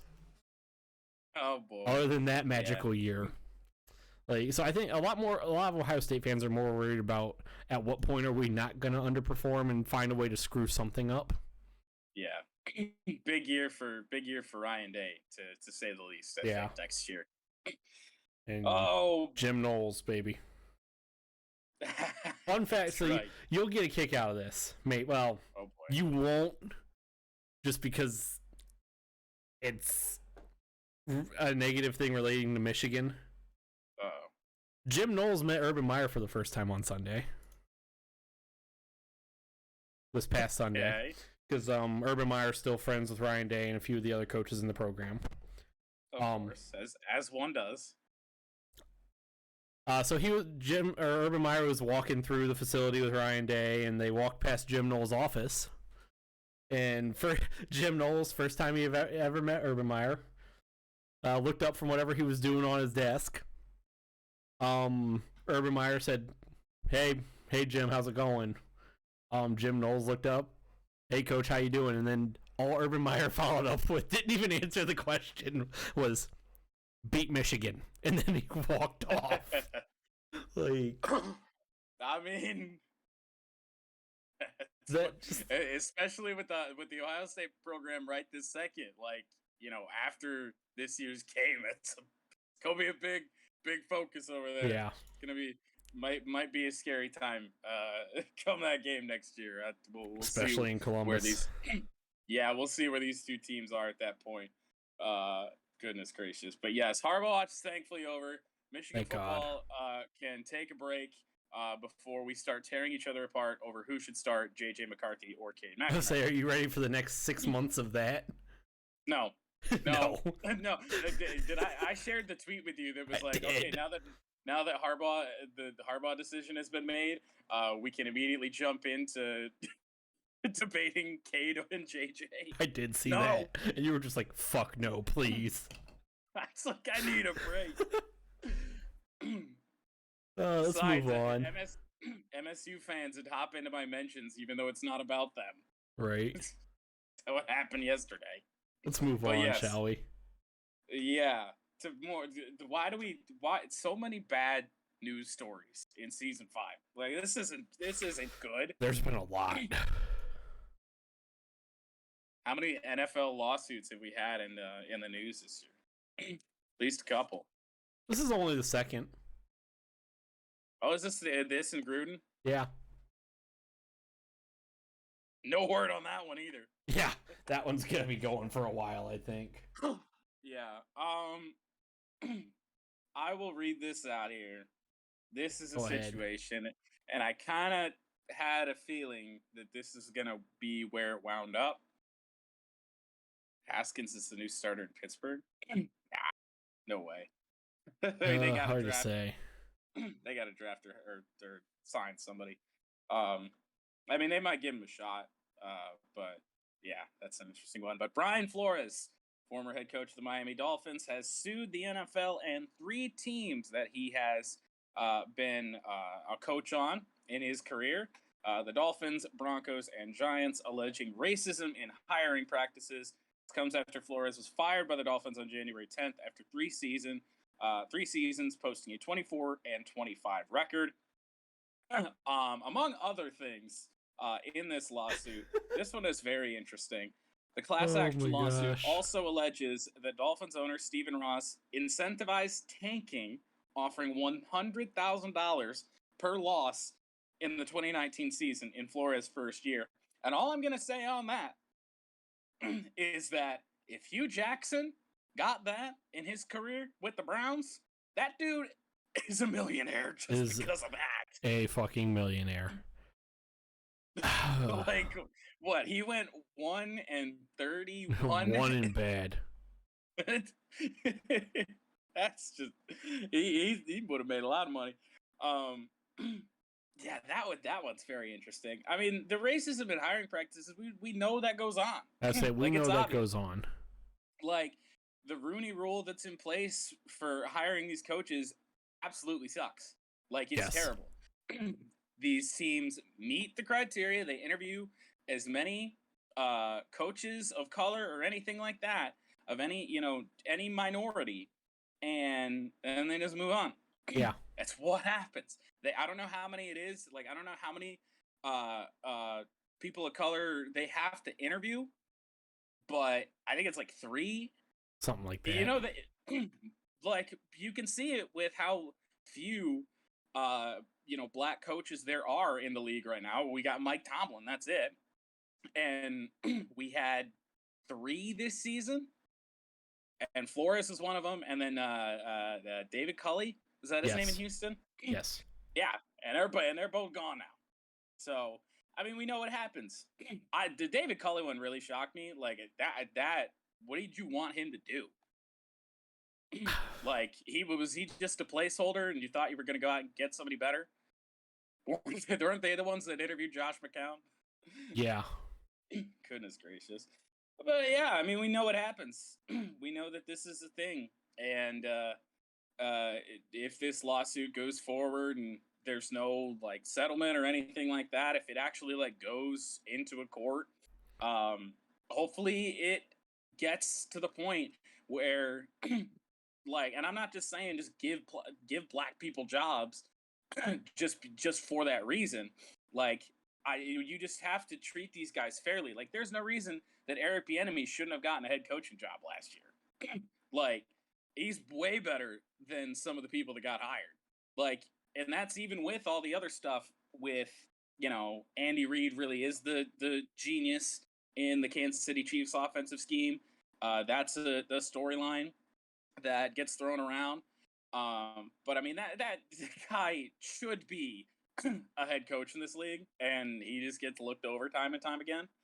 But yeah, we know what happens, and hopefully this leads to some sort of change when it comes to that, because, I mean, that there's, I don't know if it's a lawsuit. There was an accusation with the Lions that I believe it was Terrell Austin or somebody who was on the Lions staff had something similar that he accused the Lions of doing. So, I mean, we know it's a problem all over the NFL. It's not just these 3 teams. It's not just Dolphins, Broncos, and Giants that do not treat black people, black candidates fairly. So, I don't know. It's something's got to change with it, right? You'd think. Eventually something is going to have to change with the racism in hiring practices. Like, something does. I mean, at least we're finally starting to see, like, some minority GMs, like Minnesota with the guy they hired, Brad Holmes for the Lions. Like, yeah. At least we're starting to see, like, improvement there. But, I mean, in a sport that is so primarily black, like, the fact that we have one active NFL head coach right now, it's so hard to, like, not look at that and be like, yeah, there's something wrong here. I'm gonna just throw one thing. Like, I'm not gonna. I don't have much to add into the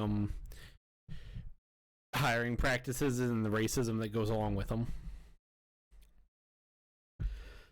The thing that really caught me when I saw this was the alleged incentivizing tanking. Oh boy.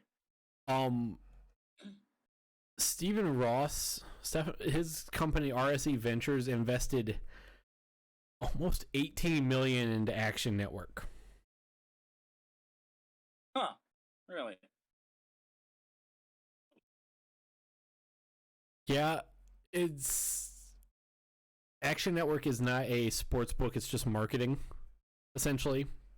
Yeah, marketing, and yeah, you can't place a bet on Action, but it is sports book related, yes. But I can see how that would raise a little bit of a red flag there. When I saw this, I was like, wait a second. Yeah. Well, and then Ross was allegedly pissed that late in Flores' first season, they won some games late in the year that did worse than their draft pick. Yeah, when they weren't really going anywhere. Yeah. No, I'm sorry, 5 of them. Yeah. I don't know. Stephen Ross has some problems on his hands. Stephen Ross is another one of those owners, kind of like Stan Kroenke, where it's just like, get this guy out of the fucking league. Get Ben McAdoo. No. Didn't he go to Carolina anyway? Yeah. No. Let's move on. Ben McAdoo is a joke. Oh God. Let's move on. Time for some funny news. Yeah. I'll take this. After the branding reveal was spoiled by a helicopter shot that caught up updated branding inside FedEx Field. FedEx Field. The Washington football team has officially rebranded. From the Washington football team to, drumroll please, the Washington Commanders. The Washington Commanders on Wednesday. The uniforms are trash. The name is not good, and apparently, if you believe Tony Paul, it's because it's all Detroit City FC's fault. Neither the name or the uniform have been received well. They could have just went with Red Wolves, and it would have been fine. Right. These uniforms suck. Some of the worst I've ever seen. There is nothing consistent between the home and then the road and then the god awful alternate. Like on the home, I actually don't mind that so much. The helmets, I will say, the red helmets, the flat red, those I actually really like. That's about it. Because then you get to the uniform, and it's got the same sort of design on the numbers with the home uniform, but then it's outlined in white for some reason, and it just says Commanders as big as it possibly can on the front of the chest. So terrible. So bad. The fact that they don't even have they don't have yellow pants in this uniform set is bothering a lot of people. Like, every uniform they have is just mono. Like, mono red, mono white, and mono fucking black for black's sake. God damn it. And then the away is by far, I think, the worst. That uniform is so trash. What is going on with the numbers? It's not even the same style that the home numbers are in. They have this god-awful gradient that is somehow worse than the Rams' home uniform.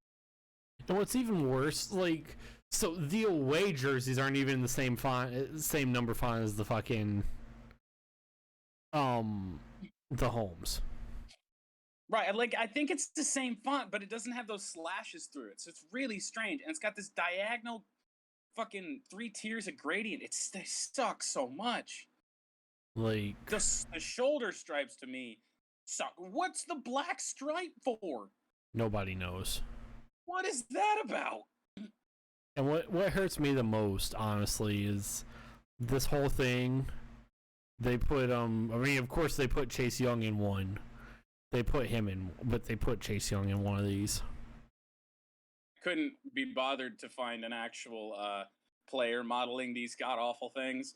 I wouldn't want to shame the players that are going to have to wear this any more than they already will be. Yeah, they just they got the best player on the team. They got the 100% just best player on the team to wear one. And Chase Young, fun fact, early. Well, I guess I can't say early in this process, but at some point in the process, football team, he had heard the name Commanders and said, "I hate it." That doesn't surprise me. I mean, you had to know if you're the team, the branding, the people that are in charge of rebranding this team. You had to know they were gonna get nicknamed the Commies. Right. That was the first thing I saw, by the way. Oh God! Did you see the video of the people outside FedEx Field? I believe it was FedEx Field. Oh no! You didn't hear the chant that they created? No. Oh boy. I'm gonna try and get through this without laughing.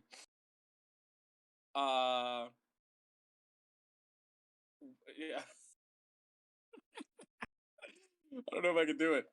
I think it's we are Commanders. Bump ba-dum bump bump bump bump. Yes. Yes. Like, Fucking commies. so I want to know what are their color rushes gonna be? Well, I think the Color Rush program is officially dead. Oh, thank God. Everything's a Color Rush uniform in this set. Everything. I know. Because it's solid red, solid white, solid black. And I know. We haven't even talked about the black uniforms yet.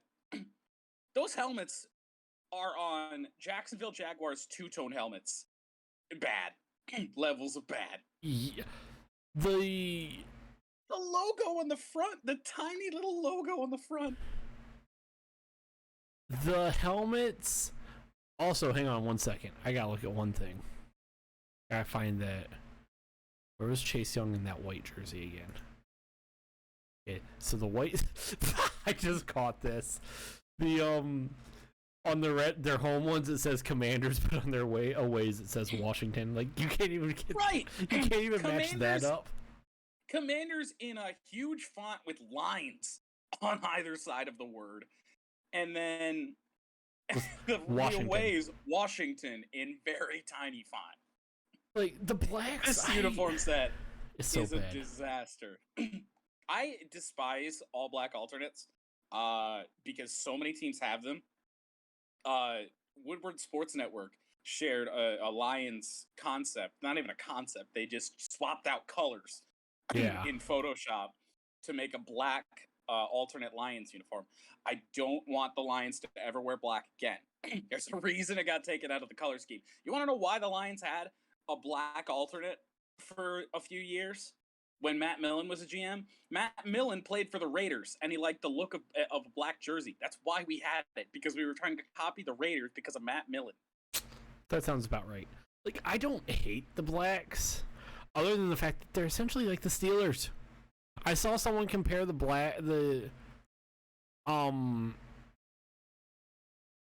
I saw a picture comparing Washington's alternates which are all black to the Pittsburgh Steelers home. Yellow pants. If they would have had yellow pants, that would be very, very similar. Yeah. Despite, again, the atrocious number font and the atrocious, I believe those had a gradient on them as well. Slight, yes. Like, the biggest thing that I don't like the helmets are so bad. Oh, they're so bad. And then the number font might look. Those helmets might actually look decent. Only if players are wearing the Riddle, I think it's a Speed Flex helmet, the one that's got that like the front part's like almost cut out. Yeah. Where that logo is going to be. Those might actually look okay. But the guy that they had model them, whatever player that is, doesn't wear one of those helmets. It looked atrocious. I'm trying to think who wore their blacks.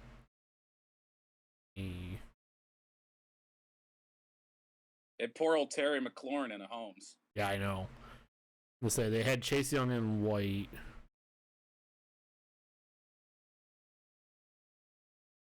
They had come on.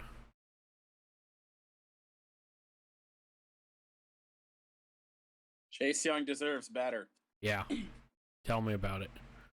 I'm on. He's a goddamn Jonathan Allen was in the all blacks.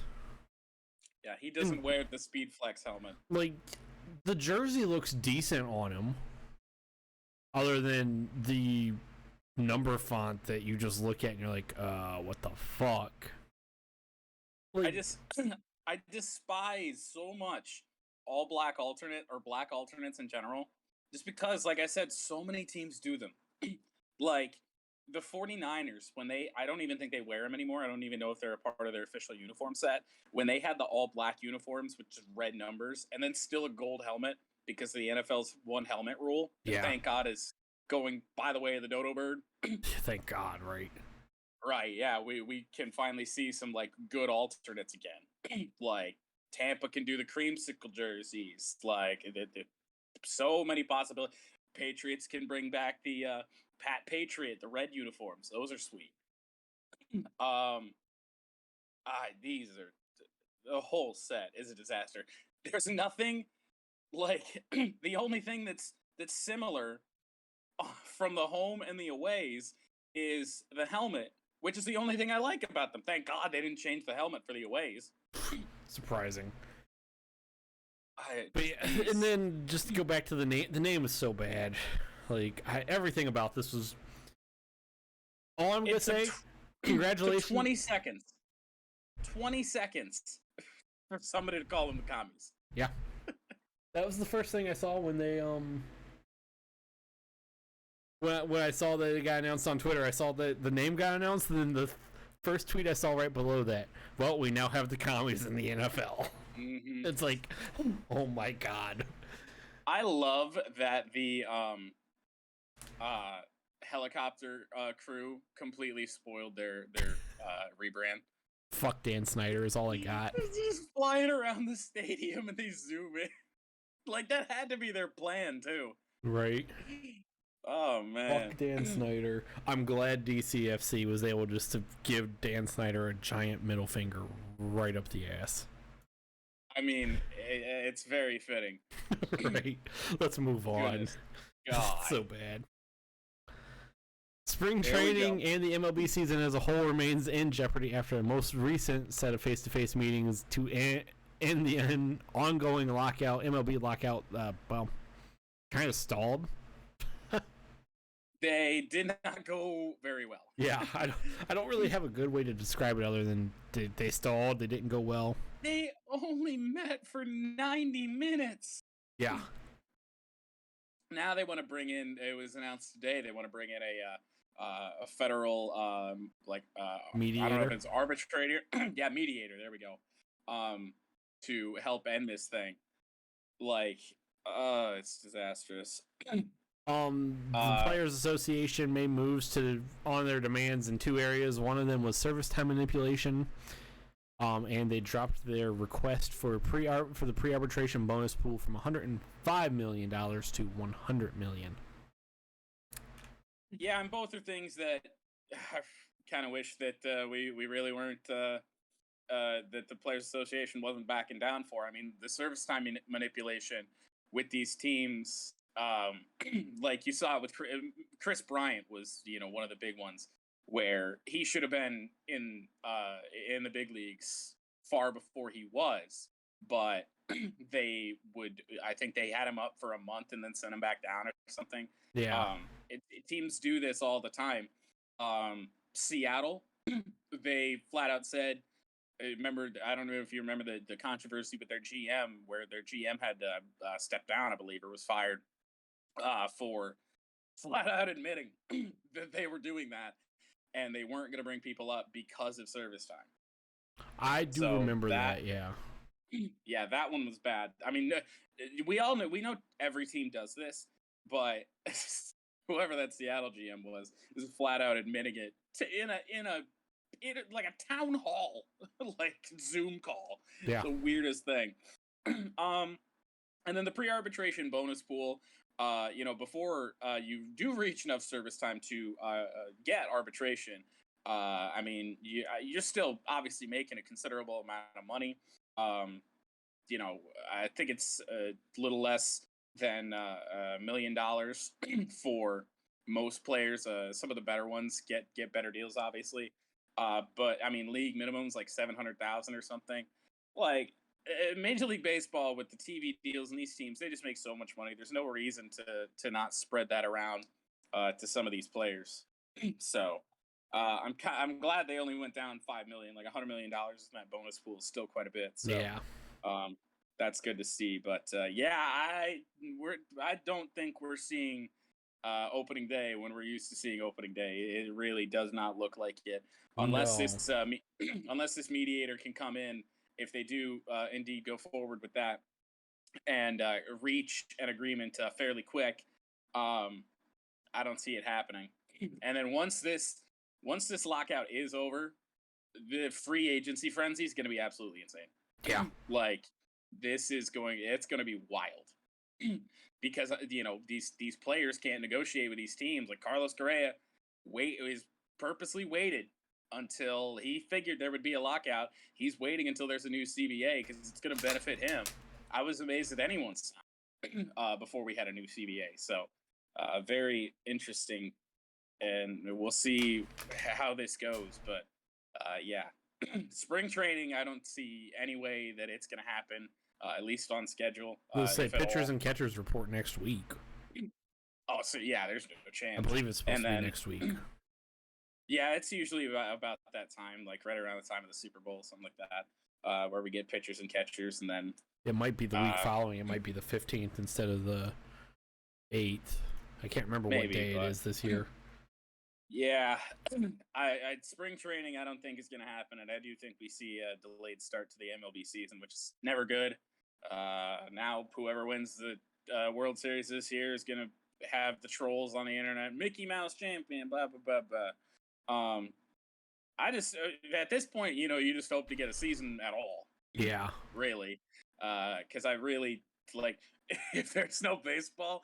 I mean, it's not like we do the podcast much during baseball season anyway. That's kind of the season break. But goodness gracious, podcast is gonna be delayed quite a bit. I would say we'd have to stop even earlier. Yeah, the season would end around April. Yeah. Instead of going into May, season just. Yeah. And finally, final bit of news. Last bit of news. Do you want to take this? Oh, why not? I do love me some Australian Open, which the men's tournament was won by Rafael Nadal. For 21st Grand Slam title for Nadal, as he continues to be unbelievable. One of the greats for sure.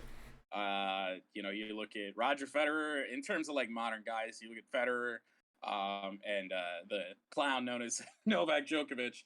Nadal's right there with these guys. I would say Nadal now has the most Grand Slam victories. Yeah, I believe it. At 21, Roger Federer is at 20. Oh wow! I actually didn't realize that he had actually passed him. Along with Novak Djokovic at 20 also. Man, tight race at the top, but yeah, I mean, good for Rafa. I always like the Australian Open. It's like I didn't watch a lot of it this year. Breaking news. Oh God. Actually, this isn't as bad as it could have been. The Jacksonville Jaguars have hired a head coach. Oh. Know who it wasn't. We know who it wasn't. Was not Byron Leftwich. No.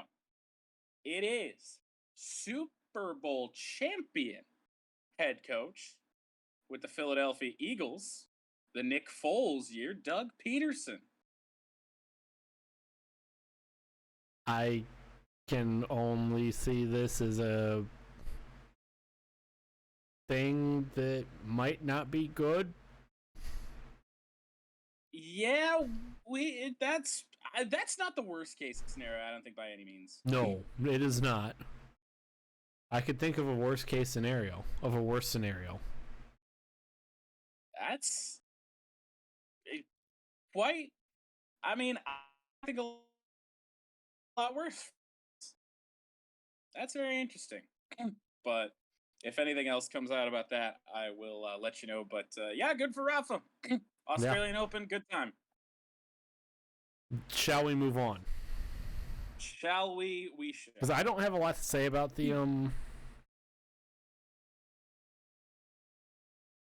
about Rafael Nadal's win. He phenomenal. He's been great my entire life for the most part. Pretty much. So let's move on. NFL Conference Championship weekend. We will start with the early game, which just so happened to be the Bengals and Chiefs. Cincinnati Bengals. How'd that game go? And the Kansas City Chiefs. We'll start at the beginning. There was a time when the Bengals sucked. It was not looking too good. It was not. Not looking good for the Bengals. Cincinnati Bengals going into halftime. We're down. It was 21-10. 21-10, but it could have been worse. At They one were point, down 21-3. Yeah, the Bengals were down 21-3. There was a minute 5 with a minute 5 left. Samjay Pirine caught a touchdown pass from Joe Burrow. Well, it was more of a 41-yard catch and run for Samajay. Evan McPherson made it an 11-point game. The Chiefs did it, like I said, have a 21-3 lead. Minute 5, way too much time for Patrick Mahomes. The Chiefs drive down the field. I mean, this fucking drive. Drove down the field in the second quarter, getting ready to go into the locker room. They get to the 2-yard line. That's one of the weirdest play calls I've ever seen in my life on that fourth down. Patrick Mahomes throws the ball backwards to the 4-yard line to Tyreek Hill. No timeouts. No timeouts. Tyreek Hill, with 6 seconds left, gets tackled by one former Ohio State great cornerback who's been NFL meme. Who's been at this point for a little while been a bit of a meme in the NFL until he got to the Bengals. Eli Apple made the tackle. Eli Apple did not have a great game, but when he made some plays, they were huge. Eli Apple did not have a phenomenal game against the have a phenomenal game having to cover Tyreek Hill. I mean, nobody's gonna have a fun time covering Tyreek Hill, but Eli Apple's definitely not gonna have a good time. Eli Apple did not have a fun time covering Tyreek Hill until he needed to make plays, and when he needed to make plays, he made plays. Yeah. So that was the first chink in the armor for the Chiefs. That felt to me like it's just one of those ones where you're like, oh, well, we know what's going to happen now. Yeah. Like, you can't go into the locker room on that play. Like, I've never been in favor of these passes behind the line of scrimmage. When you got to get a first down, or in this case, a touchdown, you have no time. Like, and it's not like Tyreek could, even if, like, he could have gotten to the boundary. If he doesn't get there, they run out of time anyway. Yeah. Like, I think there was like 4 seconds left when that ball was snapped. So that was disastrous. Yeah. But they went for the touchdown. They didn't kick the field goal, and that did not go according to plan for Kansas City. Move into the third quarter. Bengals out of the locker room didn't do a whole lot. No, that kind of put a wrench into my thoughts that they were going to come back there for a little bit. It's all right. Chiefs punted. Bengals kick a field goal. Evan McPherson, 31 yards this time. Of course he makes it. Of course he made it. Why wouldn't he? 12 for 12 in the postseason. Like, why wouldn't he? The next drive and they're all perfect. Yeah. The next drive, 2 plays. One of them was a run. 7-yard run. Tackle was made by former Ohio State great defensive end, Sam Hubbard. Another Ohio kid. This Bengals team has a lot of them. Yeah, Jesus fuck they do. The following play, 2nd and 3, Patrick Mahomes throws an interception. Yeah. Yeah. I don't know what Patrick Mahomes is doing all game. Like, some of his scrambles made zero sense. It's like, where are you going? I am genuinely convinced that, especially in that second half, the Bengals defense somehow made Patrick Mahomes uncomfortable. And I know how they did. They dropped 8 guys into coverage. And Patrick Mahomes was like, huh? 5 plays after the Patrick Mahomes interception, Joe Burrow leads the Bengals down to the Kansas City 2. 3rd and goal from the 2. 14 seconds remaining in the 4th quarter. 3rd quarter? 3rd quarter. Thank you. Joe Burrow finds Jamar Chase. Who else? Who else was it going to be? Let's be honest. You knew Jamar Chase was scoring a touchdown in this game. You knew. You just knew. Bet on that. 2 point that makes the Bengals be down 19-21. Bengals trot out for the 2-point conversion. Joe Burrow finds Trent Taylor for the 2-point conversion. Ball game tied. Move on a little later. The Chiefs still doing ass on offense. Patrick Mahomes was bad. Chiefs punt after 3 yards, in which they had -2 yards, or after 3 plays, -2 yards. Not ideal. And what happened on that play, on that series? Right after the Bengals touchdown, Patrick Mahomes throws an incomplete pass. Patrick Mahomes throws a pass to Travis Kelce. Travis Kelce almost broke it big, and then Eli Apple came out of nowhere to just make a random-ass tackle. What? I love me some Eli Apple, even though his NFL career has been a bit of a joke at points. And then Patrick Mahomes takes a 13-yard sack. The way he was scrambling and running backwards all game, I'm surprised it was only 13 yards. Well, on that particular play. Yeah. I mean, what? There was one point where I think he ran 30 yards backwards. Yeah. Chiefs punt it. The next drive, Joe Burrow throws an interception. He just full-on arm punted it to Jamar Chase. Chiefs did nothing with that.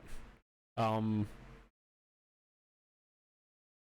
that drive, Patrick Mahomes took a the only thing the Chiefs did, they got into the Bengals territory on that drive. They got Clyde Edwards-Helaire ran for 4 yards. He got tackled by former Ohio State player Von Bell, another great corner for Ohio State. How many fucking Buckeyes do you guys have? Funny enough, I believe they're all on the defense. I mean, and sort of Joe Burrow. And half Joe Burrow. 3rd and 6 in Bengals territory. The Chiefs needed to do something. Patrick Mahomes took a 10-yard sack. Shocker. Yeah.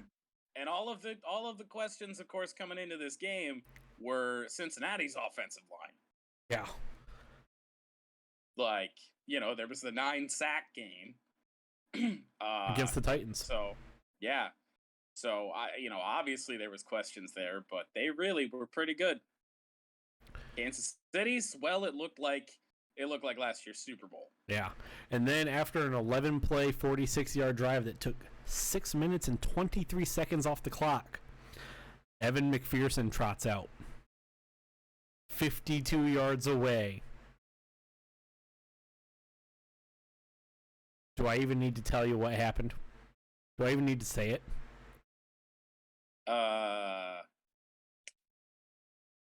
No. It's good. Gahia Field, stunned. Confused. Confused.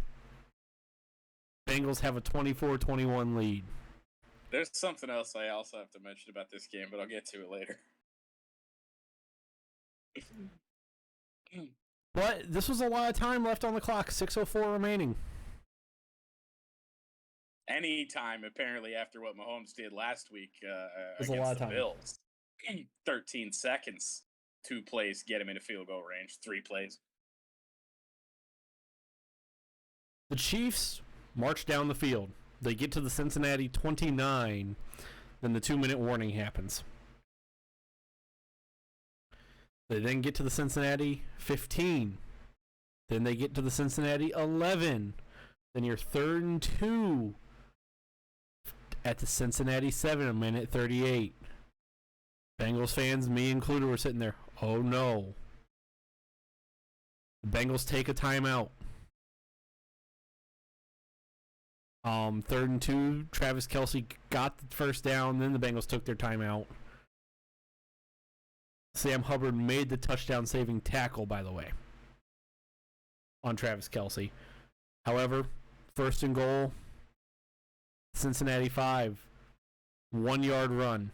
Eli Apple makes the tackle with Logan Wilson. Bengals call their final timeout. 2nd and 4. Or 2nd and goal from the Cincinnati 4. Patrick Mahomes sacked for 6 yards by who else but Sam Hubbard. At a gate. Who the fuck else? And I'm not even done yet. 3rd and goal from the Cincinnati 9. Kansas City had to take their timeout, by the way. 39 seconds. 3rd and goal from the Cincinnati 9. Still, anything could happen. Patrick Mahomes is a magician at times. Tyreek Hill is phenomenal. Travis Kelce, phenomenal. The Chiefs' offense has dudes. I've heard they have a few dudes. Patrick Mahomes out of the shotgun, 39 seconds remaining. Takes the snap, steps back. The only thing the Chiefs really can't have happen with an extra timeout is you fumble the ball. Sam Hubbard, who wasn't even a pass rusher, was on a quarterback spy, got too fucking bored, got tired of watching Patrick Mahomes just run in circles. He did run in circles a lot. Sacked him back to the Cincinnati 25 and forced a fumble. Sam Hubbard just coming out of nowhere forces the fumble. KC did recover it, so they had the chance. Recovered it at the Bengals 27. Harrison Butker stepped on for the 44-yard field goal. It is good. We're going into overtime. And here it happens, Chiefs, of course. The Chiefs' most valuable player. Chiefs' most valuable player, the coin toss. Kevin Huber went out and picked heads. Why does anybody pick heads? Went out and picked heads. Tails never fails, damn it. The Chiefs were on the sidelines celebrating. Did you see the tweet that the Kansas City Chiefs account put out? Yeah. In all caps, we won the coin toss. The Chiefs Twitter account in all caps tweeted, well, "We won the coin toss." It's like, oh no, we're celebrating. It's like, oh no, oh no, oh no. Oh no. Evan McPherson kicks the ball. It's a touchback. Patrick Mahomes' first pass, incomplete. Patrick Mahomes' second pass, incomplete. Patrick Mahomes' third pass, nuclear-powered arm punt to Tyreek Hill. Where he was throwing this ball to, I mean, he was throwing it to Tyreek Hill. That pass. And two guys from the state university, also known as Ohio State University. One Eli Apple down there, and one Von Bell. Von Bell's the one who is credited with the interception. Intercept Patrick Mahomes again. Von Bell returns it to the Cincinnati 45 after getting clotheslined by Travis Kelce. I like Travis Kelce, but he should be getting a letter from the league office. Yeah, that was a fucking. It was a straight up illegal hit. It was a clothesline. Discus clothesline. Like, I saw that in a Royal Rumble on Saturday. Yeah. Bengals have the ball, and they have hope to end it. Joe Burrow, 9-yard pass to T. Higgins. Joe Mixon runs for 4 yards, first down. Joe Mixon on 1st and 10 from the Kansas City 42, runs for 2 yards.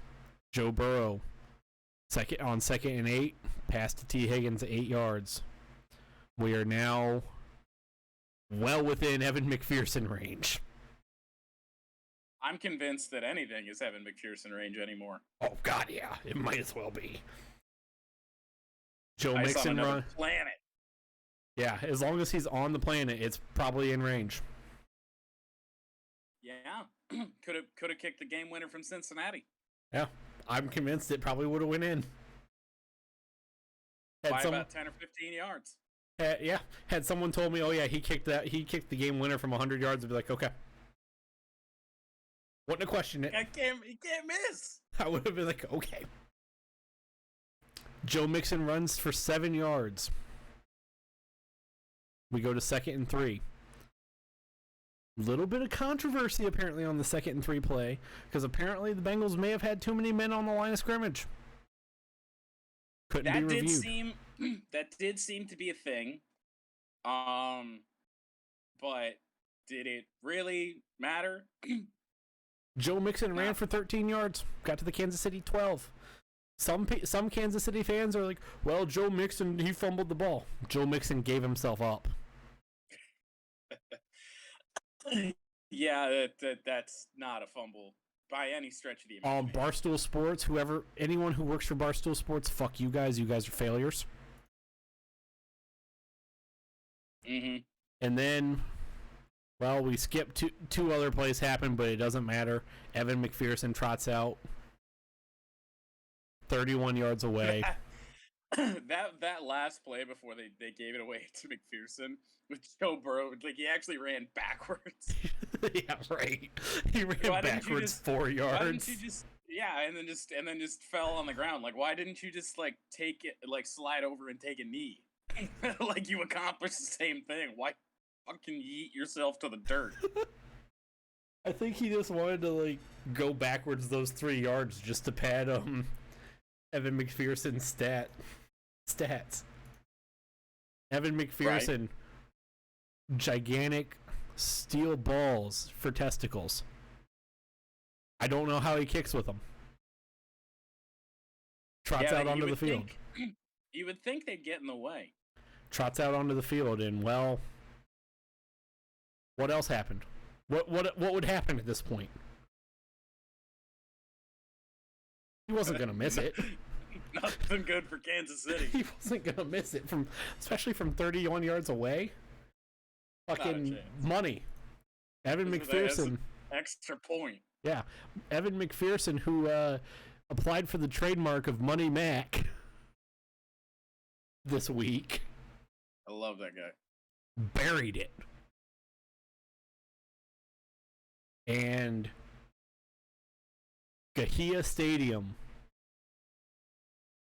Field at Arrowhead Stadium, silent. That poor mascot. The mascot concussed. The Chiefs mascot concussed. His life was taken from him. He just fell to the ground. The Cincinnati Bengals, who have been to now 3 AFC Championship games, this was their third, are 3-0 in AFC Championship games. And are moving on to play in the Super Bowl in Los Angeles. And all I gotta say, why not us? At this point, who would have thought that this would be a thing?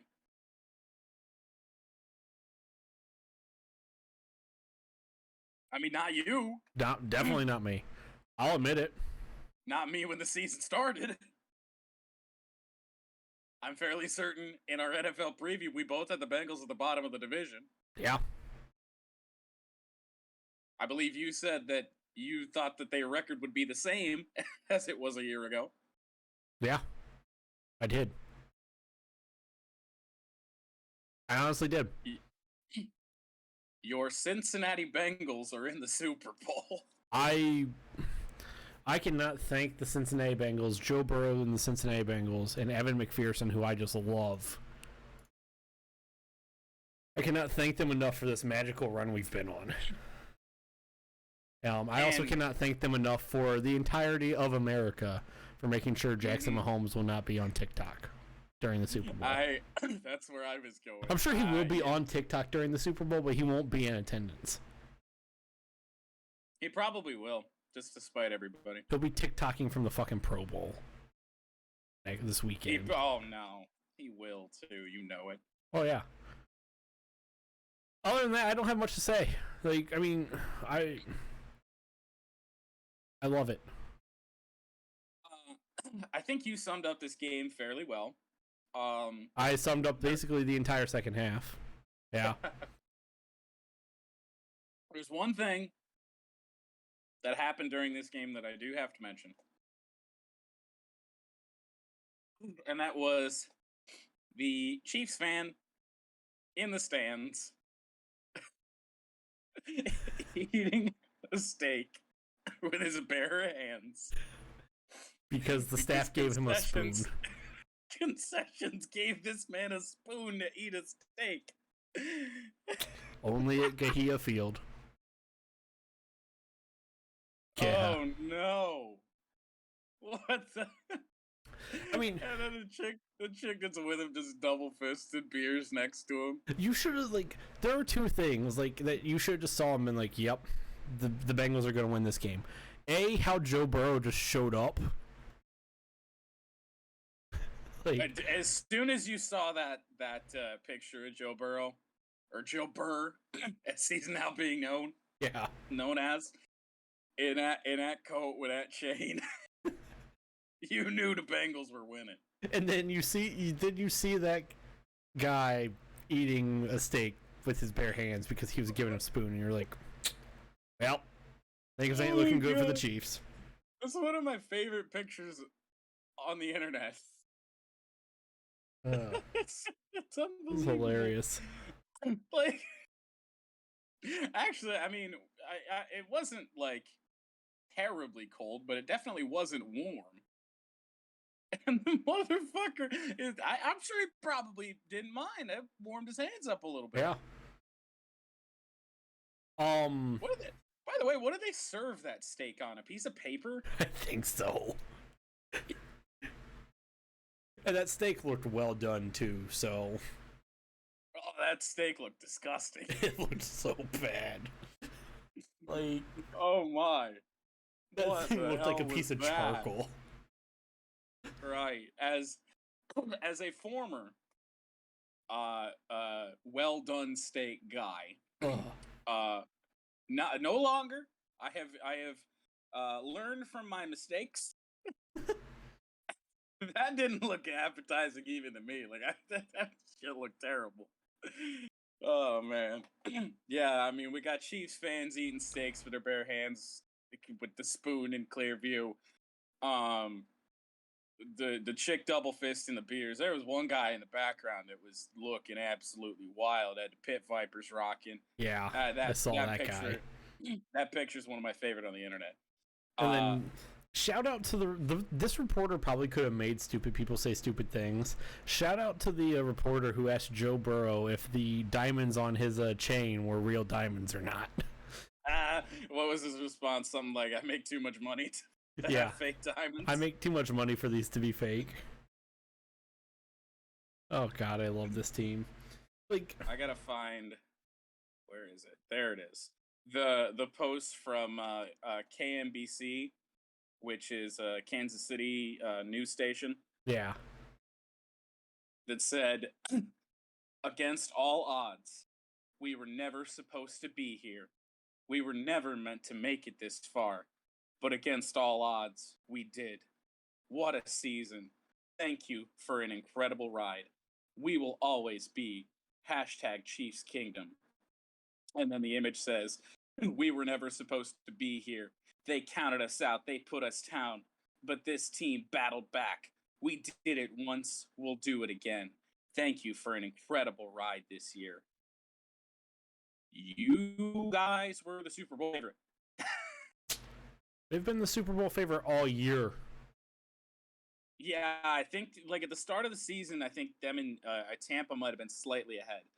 But even when they were bad, even when the Chiefs were like under 500, like everyone knew the Chiefs would get there. Yeah. Yeah. Seems too good to be that bad for that long. Talking about what is this underdog mentality? You've been to 3 straight AFC Championship games. 4. Oh God, is it 4 now? This was 4. Oh right, because yeah, there was the first year where they lost to Tom Brady, the second year where they won and went to the Super Bowl, went on to win it. Last year, yeah, this was the 4th straight. Yeah. Oh my!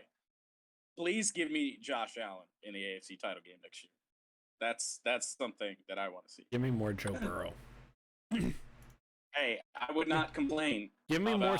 This Cincinnati Bengals team makes me feel the way I feel about Ohio State. Where my entire life I have been a Bengals fan, but I've never been able to say to look at the Bengals and my entire life I've just always looked at Ohio State like I love this team. I haven't really been able to say that about the Bengals as much, where I could just sit down and be like, point to something and be like, I just love this team. And this year the Bengals have been able to give me that. Now, somehow, some way, yes, they have. Shall we move on to the other game? This game, oh boy, the NFC Championship Game. This game sucked for the majority of it. This game was just not fun to watch. This game physically hurt to watch. After the Bengals Chiefs game, it would have been tough to be as good as that one. The 4th quarter was all right, but the majority of this game was not good. We can skip damn right over the first quarter because neither team scored. Yeah, nothing happened in the first quarter. Goodness gracious. LA did take a lead. In the second. Lead, I guess not even really an early lead. 7-0 at the 8:46 mark of the second. Stafford to Cup. Stop me if you've heard that one before. Yeah. Of course, that was the way it was going to go. That's just like Jamar Chase scoring a touchdown. It's Cooper Kupp was scoring a touchdown in this game. Yeah. Goodness gracious. San Francisco did tie the game up 7-7. Deebo Samuel, that guy that, Colin Cowherd supposedly told before everybody else Deebo Samuel is good. Moron. Idiot. Stupid person who said a stupid thing. Shocker. Robbie Gould, who is a straight-up savage, of course, kicks because this postseason watching Robbie Gould warm up has been hilarious. It's been because one week he was kicking over the Dallas cheerleaders or something. Yep, the Cowboys cheerleaders. Then the next game he was kicking over the Packers doing their introductions. And then this week he kicked through the players coming out, the Rams coming out at halftime. Right, and then of course Jalen Ramsey right before halftime tried to talk shit to Robbie Gould because of that. Yeah. That was comical. That was just hilarious. It's like, you see him kicking there. Why would you walk not even 5 yards in front of the guy?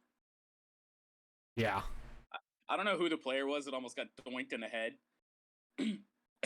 But that was hilarious. Let's see. What is this? So Robbie Gould gives the Rams, or the 49ers, a 10-7 lead. George Kittle catches a touchdown from Jimmy Garoppolo in the late in the third quarter. Rams are up 17-7. From there, Jimmy Garoppolo and the futility of the 49ers that we've seen at various points throughout the year happened. Hold on, this thing that Squid sent me on Twitter. It's SpongeBob meme, but we were supposed to be a dynasty, so were they. Points down to the pit. Where the 2006 Colts, 2013 Seahawks, 2010 Packers, and 1999 Rams are all down there. Oops. Yeah. Oh man. I feel no sympathy for Chiefs fans. I don't. Maybe before Jackson Mahomes was known as such an asshole, you'd be a little bit sad. But now, it was just like they're gonna be back there next year. I'm sure they probably will. Did you see the one where there were a couple different versions of this, but it was like a U.S. map of who wanted to, who was each state was rooting for in this game, and every state other than Missouri. I say I don't even think they had Kansas there, because it is the Missouri. They're on the Missouri side of Kansas City. Everyone else is on the Bengals. And it's just because of Jackson Mahomes and Brittany Matthews. That's it. Fuck, get your heart down there somewhere. Yeah, goodness gracious. But back to this game. Fucking ESPN. Cooper Kupp in the fourth quarter, 13:30 remaining. Cooper Kupp catches another touchdown pass from Matthew Stafford. Stop me if you've heard it before. Did we skip over the George Kittle pass to Jimmy Garoppolo that put the Niners up 10? We did not. I said that. Oh, I was looking on Twitter then. Yeah. Okay.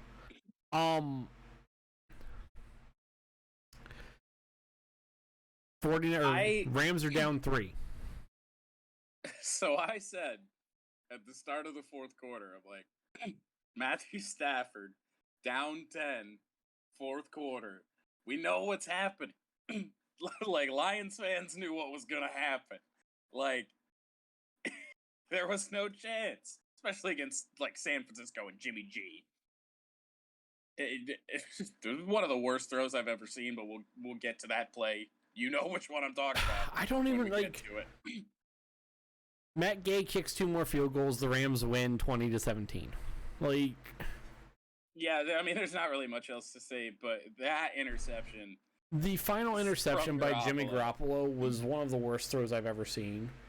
And all I gotta say about that, like, Jimmy Garoppolo and Kyle Shanahan and even Sean McVay all need to be loaded into a spaceship and shot to fucking Pluto after this game.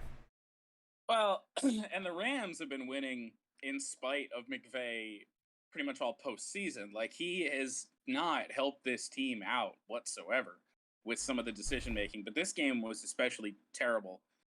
How do you use all 3 of your second half timeouts before the fourth quarter starts? Like, that's embarrassing. I told you this on Sunday. I was like, the Rams should not have won this game.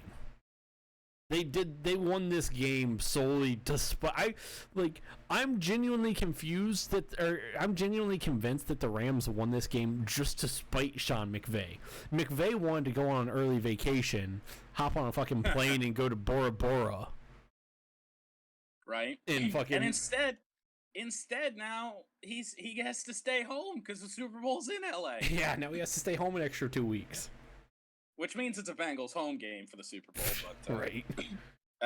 There was so much fucking red in SoFi Stadium. That was really bad. I mean, that's been the 49ers when they played there earlier in the year. It was like that, just the same.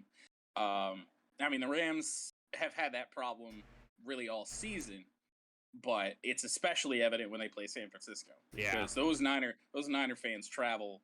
I get it's a short trip, but they travel to LA extremely well. And maybe that's just because they know that the Rams don't have fans. Yeah. The LA does not have football fans. Like, the Chargers had it even worse. Yeah. Like the Rams are in the Super Bowl, but oh Jesus Christ! Like I'm gonna preface this. LA won't care. I'm gonna preface this. I do want to say, good for Matthew Stafford. He deserves it. This Good Rams for team OBJ as well. This Rams team just. I'm convinced after watching this whole stretch of NFC playoffs that the NFC is not really that good. Oh, it's trash, and it's only getting worse now. Like that shit about to be empty. I mean, maybe for the Super Bowl, because those prices, yeah, like you said, the prices are insane. Like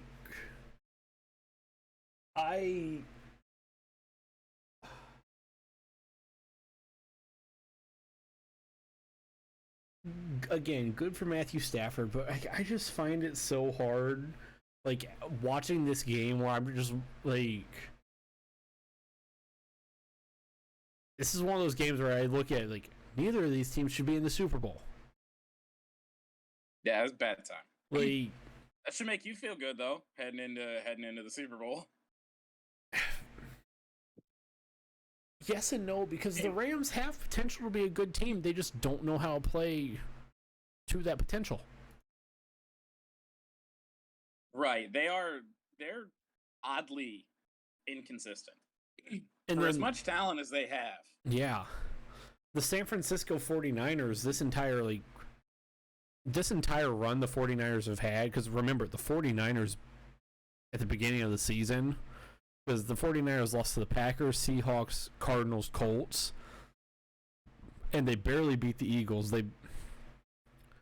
They nearly collapsed against the Lions. They beat the Eagles by 6.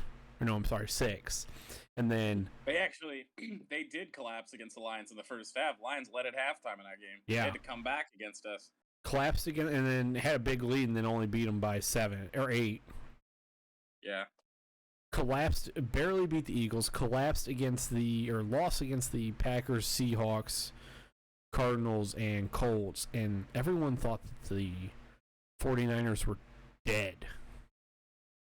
I was convinced the 49ers were dead. Going into the last week of the season, I had no idea they were even still had a chance to make the playoffs. Yeah, like the 49ers are like they are Nebraska. They're the NFL's version of Nebraska. Like, yeah, in a way, where they get every week they get their opponent on their opponent's worst week of the season.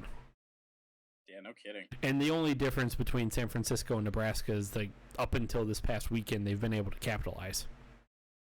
Right. Like San Francisco beat the Rams both times this year. Yep. I believe they had won the previous 6. Yeah. Like, Kyle Shanahan had owned Sean McVay. Yeah.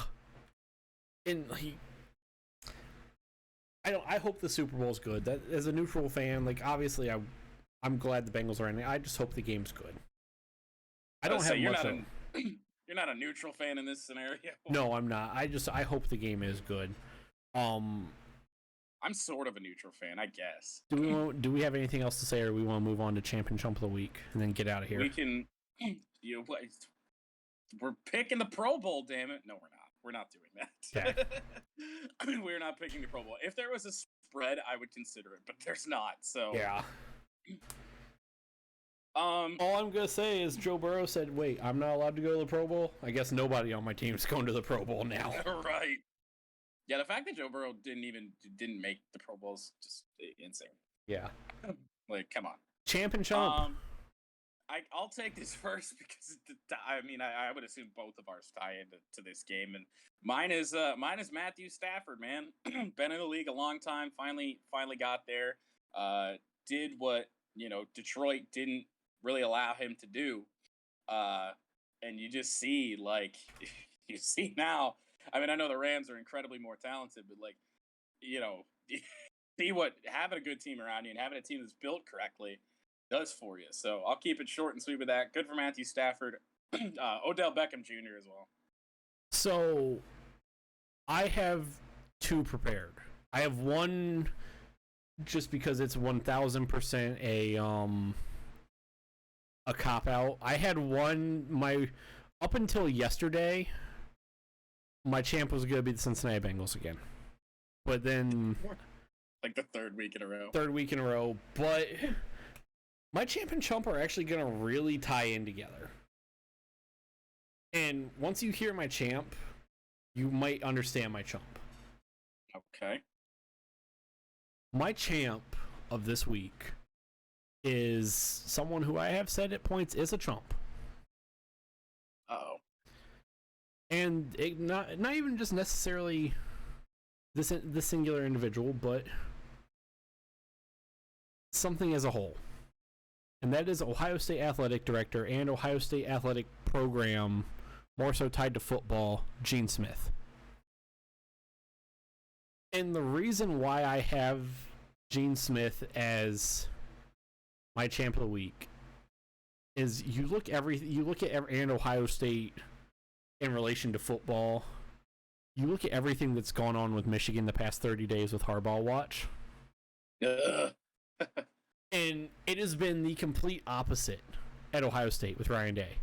To where even so, Ryan Day came out and said yesterday that he loved that, and I quote, "I love Ohio State. I love this place. My family loves it here. If I were to take another job, I would have to go I wouldn't be going with my family because my family loves being in Columbus." And then, yes, you could go in. He did have the quote unquote coach speak of, "This is the best place in the world to coach." Every Ohio State coach has said. What else are you gonna say? Every Ohio State coach has said that about Ohio State. I'm sure every Michigan coach has said that about Michigan, other than maybe Rich Rod. Yeah, he probably didn't care for Ann Arbor too much. But the big reason why, Gene Smith gave Ryan Day essentially a blank check and said, "Go out and get who you need to win." And Ohio State, they're rather accepting of name, image, likeness laws, and they avoided this whole debacle that Michigan's had going on with Harbaugh watch by Gene Smith, who normally has been a chump and has been a kind of shitty athletic director at points, by going out and telling the head ball coach, "Do what you need to do to win. No stipulations." Yeah, I mean, fucking, our athletic director is a joke. So Ward Manuel's a joke. We're gonna make Jim Harbaugh the athletic director. To be honest. So now you have an idea where my chump might be. Who's your chump of the week? My chump of the week is a group of people, but spearheading the entire thing was one Dave Portnoy. Oh no! Oh boy, God, he could make this segment. He could make this segment on a weekly basis, but yeah, with some of the things he does, but after. With his long statement, he posted a video, very pissed at Brady for not personally thanking Patriots fans in his retirement. Portnoy, who is one of the biggest bandwagon guys ever. Sort of. I mean, I guess I could see he's probably a legitimate Patriots fan just because he is from Boston or something like that, but. He's probably legitimate, but he's a bit of a weird when it comes to his fandom. He's a weird guy. Which of course set off a whole bunch of other Patriots fans complaining about this, blah blah blah blah blah. As if the 6 Super Bowls weren't enough of a thank you. Yeah. What does he need to thank you for? And he already did thank Patriots fans when he left. Yeah. And like even bigger, like Patriots fans need to remember, like right now, and I don't know what it is.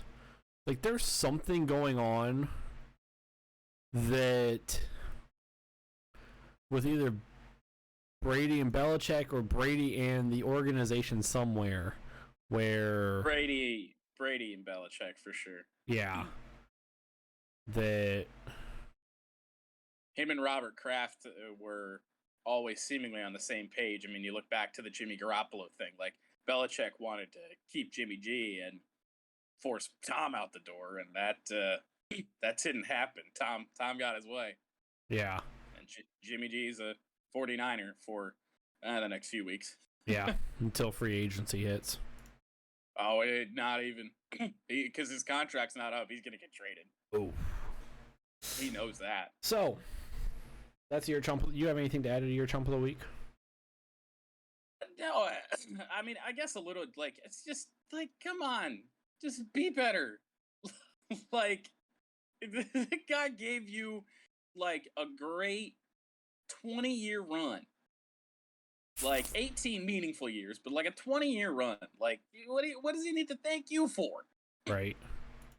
And then he came out with a video later in the day, one of his emergency press conferences that was just titled, "Things Were Said." Well, kind of heat of the battle, or, in the trenches. Shut up. Jimmy G to Pittsburgh. Again, all I gotta say about Portnoy is fuck Portnoy. Yeah. Jimmy G probably better than Dwayne Haskins, though, so. Yeah, that is true. So, my chump of the week.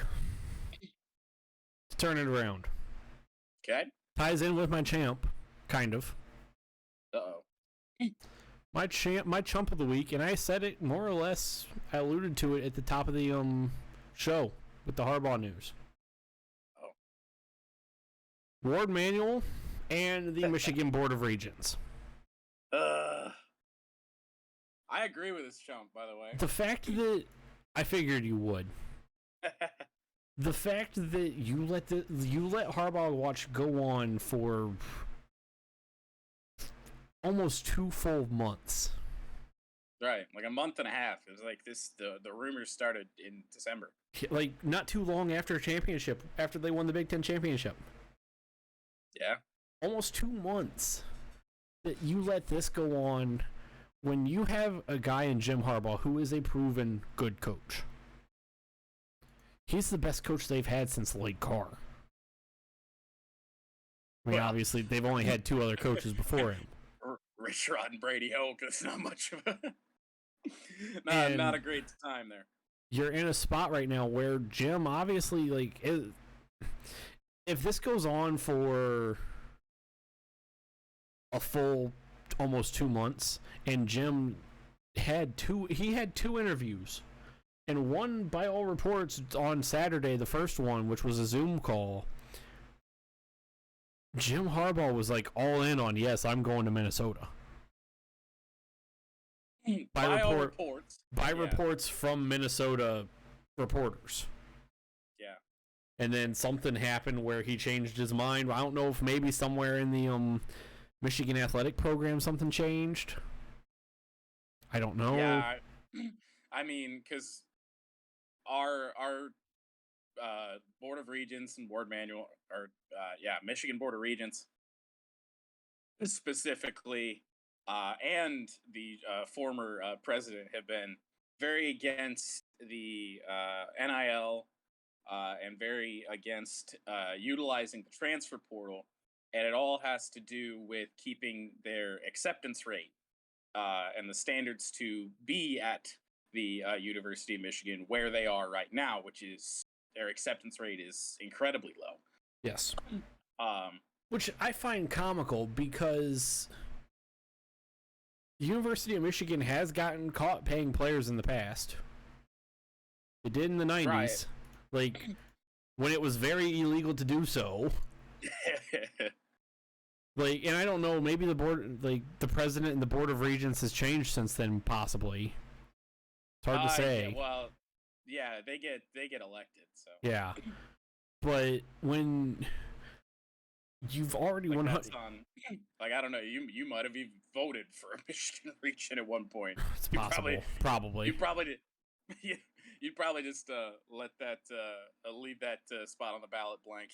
Write myself in. Oh no. That's not a good sign for Michigan. Eventually, one day it'll work. Maybe. But when you already have been caught paying players in the past, I'm sure it's happened more recently than in the 90s. Oh, I'm sure. Like, I mean, like basically every school has had at one point or another has had that go on. And now that it's legal, you're choosing to take the stand of, oh, we don't want to do it. Like, no, you don't want to pay. And I was talking to somebody about this when I was down in Grand Rapids this past weekend, who was a diehard Michigan supporter, and he graduated from Michigan. I was like, sure he's still been called a Walmart Wolverine in his life. Probably at one point. Even though he has both his bachelor's and master's from University of Michigan. That doesn't matter to Spartan fans. Right. I even is like, it doesn't come down to the fact that they don't want to pay these players. They don't want to pay these players what they're worth. Yeah, for sure. And even as an Ohio State fan, I hate saying that about. I don't like the thought that the University of Michigan, like even as an Ohio State fan, I don't like the thought that the University of Michigan's just like, no, we don't want to pay these players. Like we're fine with making money off of them, but not letting them have a piece of the pie. Because that's just my mentality as a football player. Like as a former player, they are like allowed to, utilize NIL, but the players that are already on the roster. Like, Cade McNamara has an NIL deal. Okay. But can't use it to recruit. They don't want to use that to recruit for whatever reason. That just makes it even stupider. Yeah. No, Cade McNamara has a deal with Tom Brady's clothing line. That makes it even stupider. The fact that they're not. Oh yeah, you're not letting it be utilized in recruiting. That makes it even stupider because. And I even told the the former president of the University of Michigan that just got fired a little bit ago for having relations with a student. Not a student, subordinate. Oh. Yeah, it's weird regardless. Yeah. No, that that president was very anti-athletic department. He really didn't care so much for the athletic department. Like, you look at one of the emails that became public, he didn't want to go to a basketball game if he didn't get to sit next to this woman. Like, I think it's important as the president of the school that you go to a few of these things. Yeah,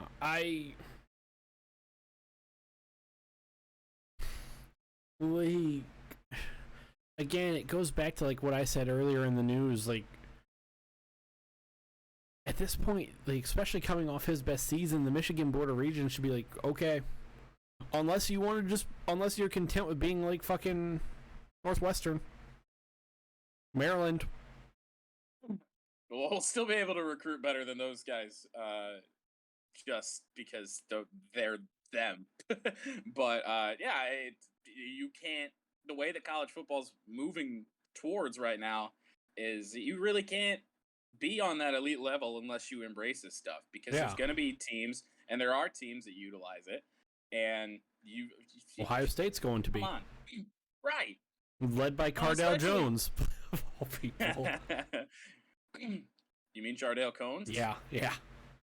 Oh, God. Yeah. Love it. Just please, Board of Regents, just let it happen. So, and that's why, like I said, my champ of the week being Ohio State, and Gene Smith leading and giving Ryan Day a blank check to do what it takes to win. That's why that's my champ, and then why Ward Manuel and the Michigan Board of Regents is my chump, because it just all ties into, at this point, the Harbaugh. It like, I mean, Ward Manuel's a doormat. Yeah, that is true. Like that guy does nothing. Like Jim's basically running the athletic department anyway. Like he's way more influential in the athletic department than Ward Manuel is. So you think just honestly just make him the AD. I mean, Ryan Day's the same way for the most part. Like Gene Smith doesn't. The only power Gene Smith 100% has is he's the guy that signs the checks metaphorically. Yeah, it's pretty much the same with Ward Manuel. Like the last GM we had that was worth a damn was the interim GM before AD. Ward Manuel got here. Or yeah, not GM. Athletic director. It was Jim Hackett. Jim Hackett was the interim, and he was somehow allowed to do some good things. But in between, or on the other sides of Jim Hackett, we had Ward Manuel, who sucks at his job, and Dave Brandon, who was catastrophic. I forgot about him. Only good thing he did was put lights in the big house. Where is Dave Brandon now? He's probably still doing the Domino's deal. Apparently, chairman of Domino's. Yeah. He held that position even before he was a Michigan AD. Yeah. It's fucking comical. No, but all those terrible uniforms that we had, like the Bumblebee uniforms, the legacy patches where we unretired numbers and things like that were so big is why we had Devin Gardner wearing number 98. Yep. Dave Brandon. Are you kidding me? There's a video from 97.1 back in the day that I'll have to send you because they discuss Dave Brandon. Just jokes galore. It's amazing. Okay, one for the road. Are we ready? We are ready. Okay, my one for the road comes from the world of golf this weekend. The AT&T Pebble Beach Pro-Am happening at Spyglass Hill in Pebble Beach, California. One of the first big and fun events of the golf calendar year and of this season. And well, there's not a lot going on in the world of sports this week. I'm not going to tell you guys to watch the Pro Bowl. I beg to differ, because my one for the road is totally the Pro Bowl. No, it's not. Say who are we kidding? I can't tell you guys in good faith to go watch the Pro Bowl. I mean, I might watch it. I might on Sunday, and I can't. Right,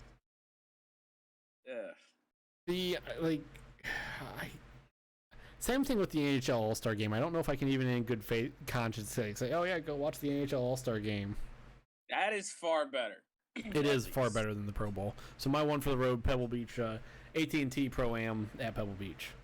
You'll be able to see it on CBS Saturday and Sunday. What's yours? All right.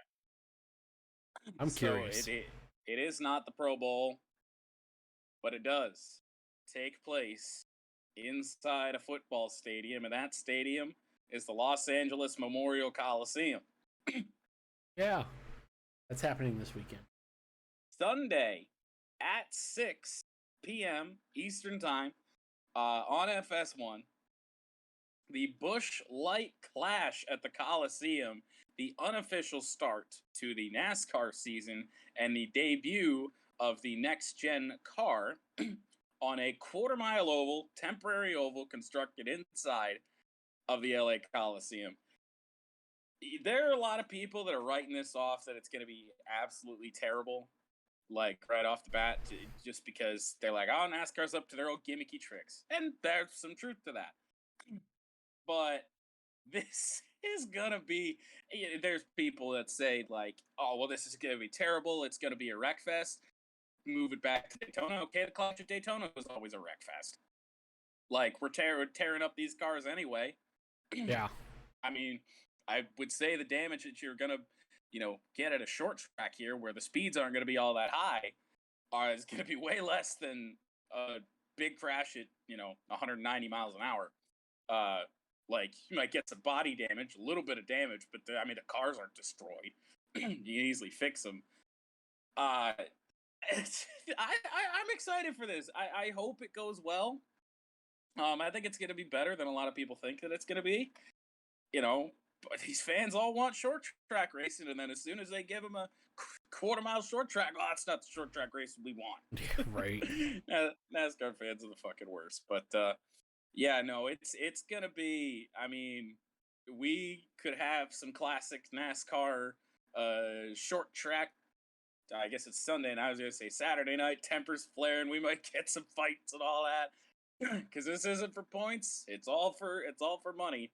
I think the total purse is like $2 million, something like that. Ooh. So, I don't know how much the winner gets of that, but I think it's almost all of it. Because usually the way they work the Clash is like it's all or nothing. Yeah. But yeah, they did up the purse for the winner. I think they did distribute that out a little bit just because. This is the first race with these cars, and there is a little bit of a shortage of parts for the cars right now. So teams don't have as many cars as they're accustomed to, so they can at least, pay, buy some new stuff if they need to.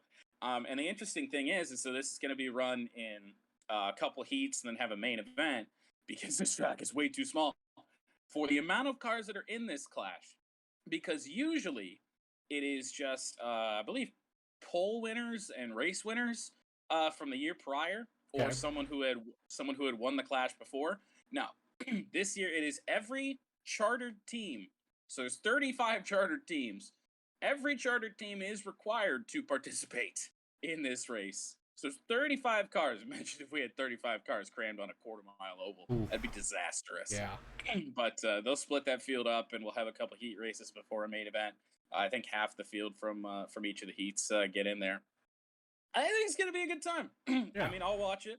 I would have watched it, wherever it was at. They could have put it at, I don't know. It's the most obscure track I can think of. What's a track that just absolutely sucks? I would say. Could have put it, Yas Marina Circuit. That place. Fucking. Yeah, that would suck. I was gonna say Azerbaijan. Cars going around. Oh God, these cars would be atrocious there. Yeah, that would be such a disaster. But, Monaco. I mean, Monaco's not bad. Monaco's not a bad track, but it'd be terrible for a NASCAR. I mean, it's terrible for modern F1 cars. Hell yeah. There would be no passing. It'd be a train. Like, you couldn't do that. You'd be able to pass in like one spot. I mean, where? Down into turn one, maybe? Yeah. That's about it. There's no too wide. You can't run stock cars too wide going around Monaco. That'd be funny. I don't know if Monaco's in iRacing. I don't think it is, but if it is, somebody needs to put the next gen stock cars. You'd probably be able to get a pass through the coming out of the tunnel there at Monaco turn into the kink there. Oh God, it'd be tight. Oh, just to even imagine just those cars going through that fucking chicane. That's tight for F1 cars. Yeah, that would suck so much. I can't remember what turn that is, but yeah, no, this race is gonna be a very fun time. It's always nice to get the season started, and then of course we got True Speed Weeks coming up at Daytona, qualifying, whatever sponsor they are these days, dual 150 races to determine spots 3 through however many cars we have in the field. Sounds like we'll actually have some meaningful dual races, thank God, because if there's less than 40 cars in the field, then the duels are pretty much pointless other than just setting the field. Yeah. When there's more than 40, we at least get like the, drama of like, oh, who's going to make the Daytona 500 and who's not. So kind of like, Indy 500 with, the month of May and everything that leads in with qualifying for that. Alrighty, I forgot that was this weekend.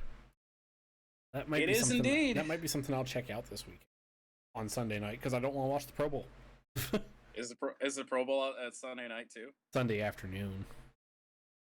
So I catch a little bit of the Pro Bowl and flip over to the Clash. Yeah, that sounds like my weekend.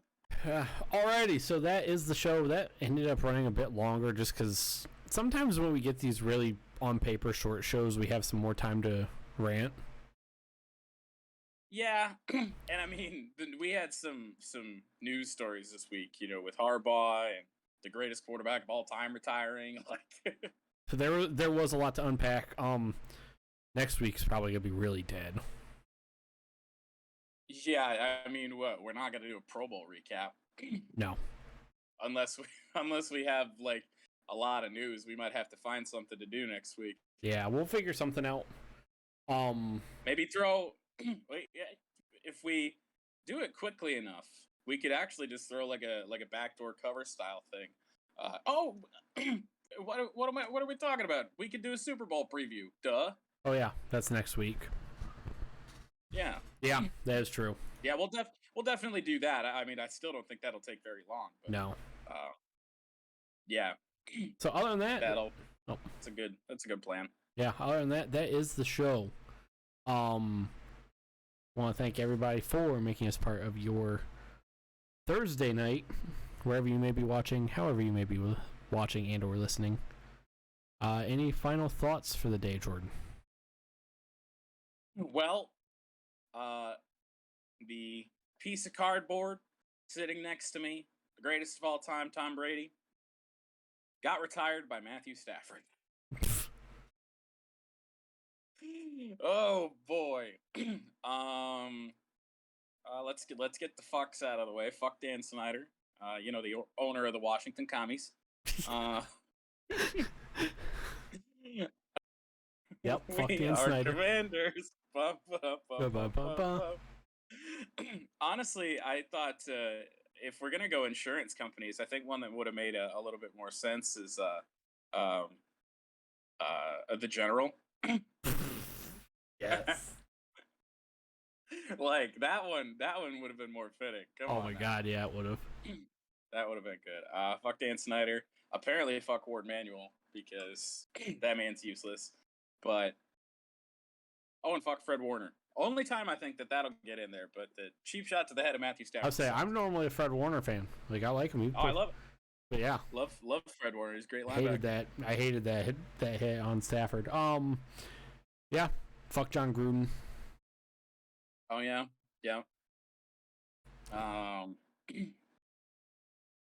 That's about it. Rob Manfred. Oh yeah. Yeah. He's a disaster. I'm gonna throw all the commissioners in there minus Adam Silver right now. Right. Gary Bettman. So is it sad? One final thought. Is it sad that Roger Goodell is the second best commissioner in American pro sports right now? Yes. I mean, Adam Silver's got the number 1 spot locked down. And probably will for a long time. Rob Manfred is the worst. And Gary Bettman is a disaster, but Gary Bettman has at least done some good things in his tenure. Rob Manfred has been terrible for baseball. Yeah. As evidenced by the lockout. But let's get the fuck out. Yep. So with that being said, everybody, peace out. Stay classy. We will see you next week. See ya. Super Bowl preview. Bang!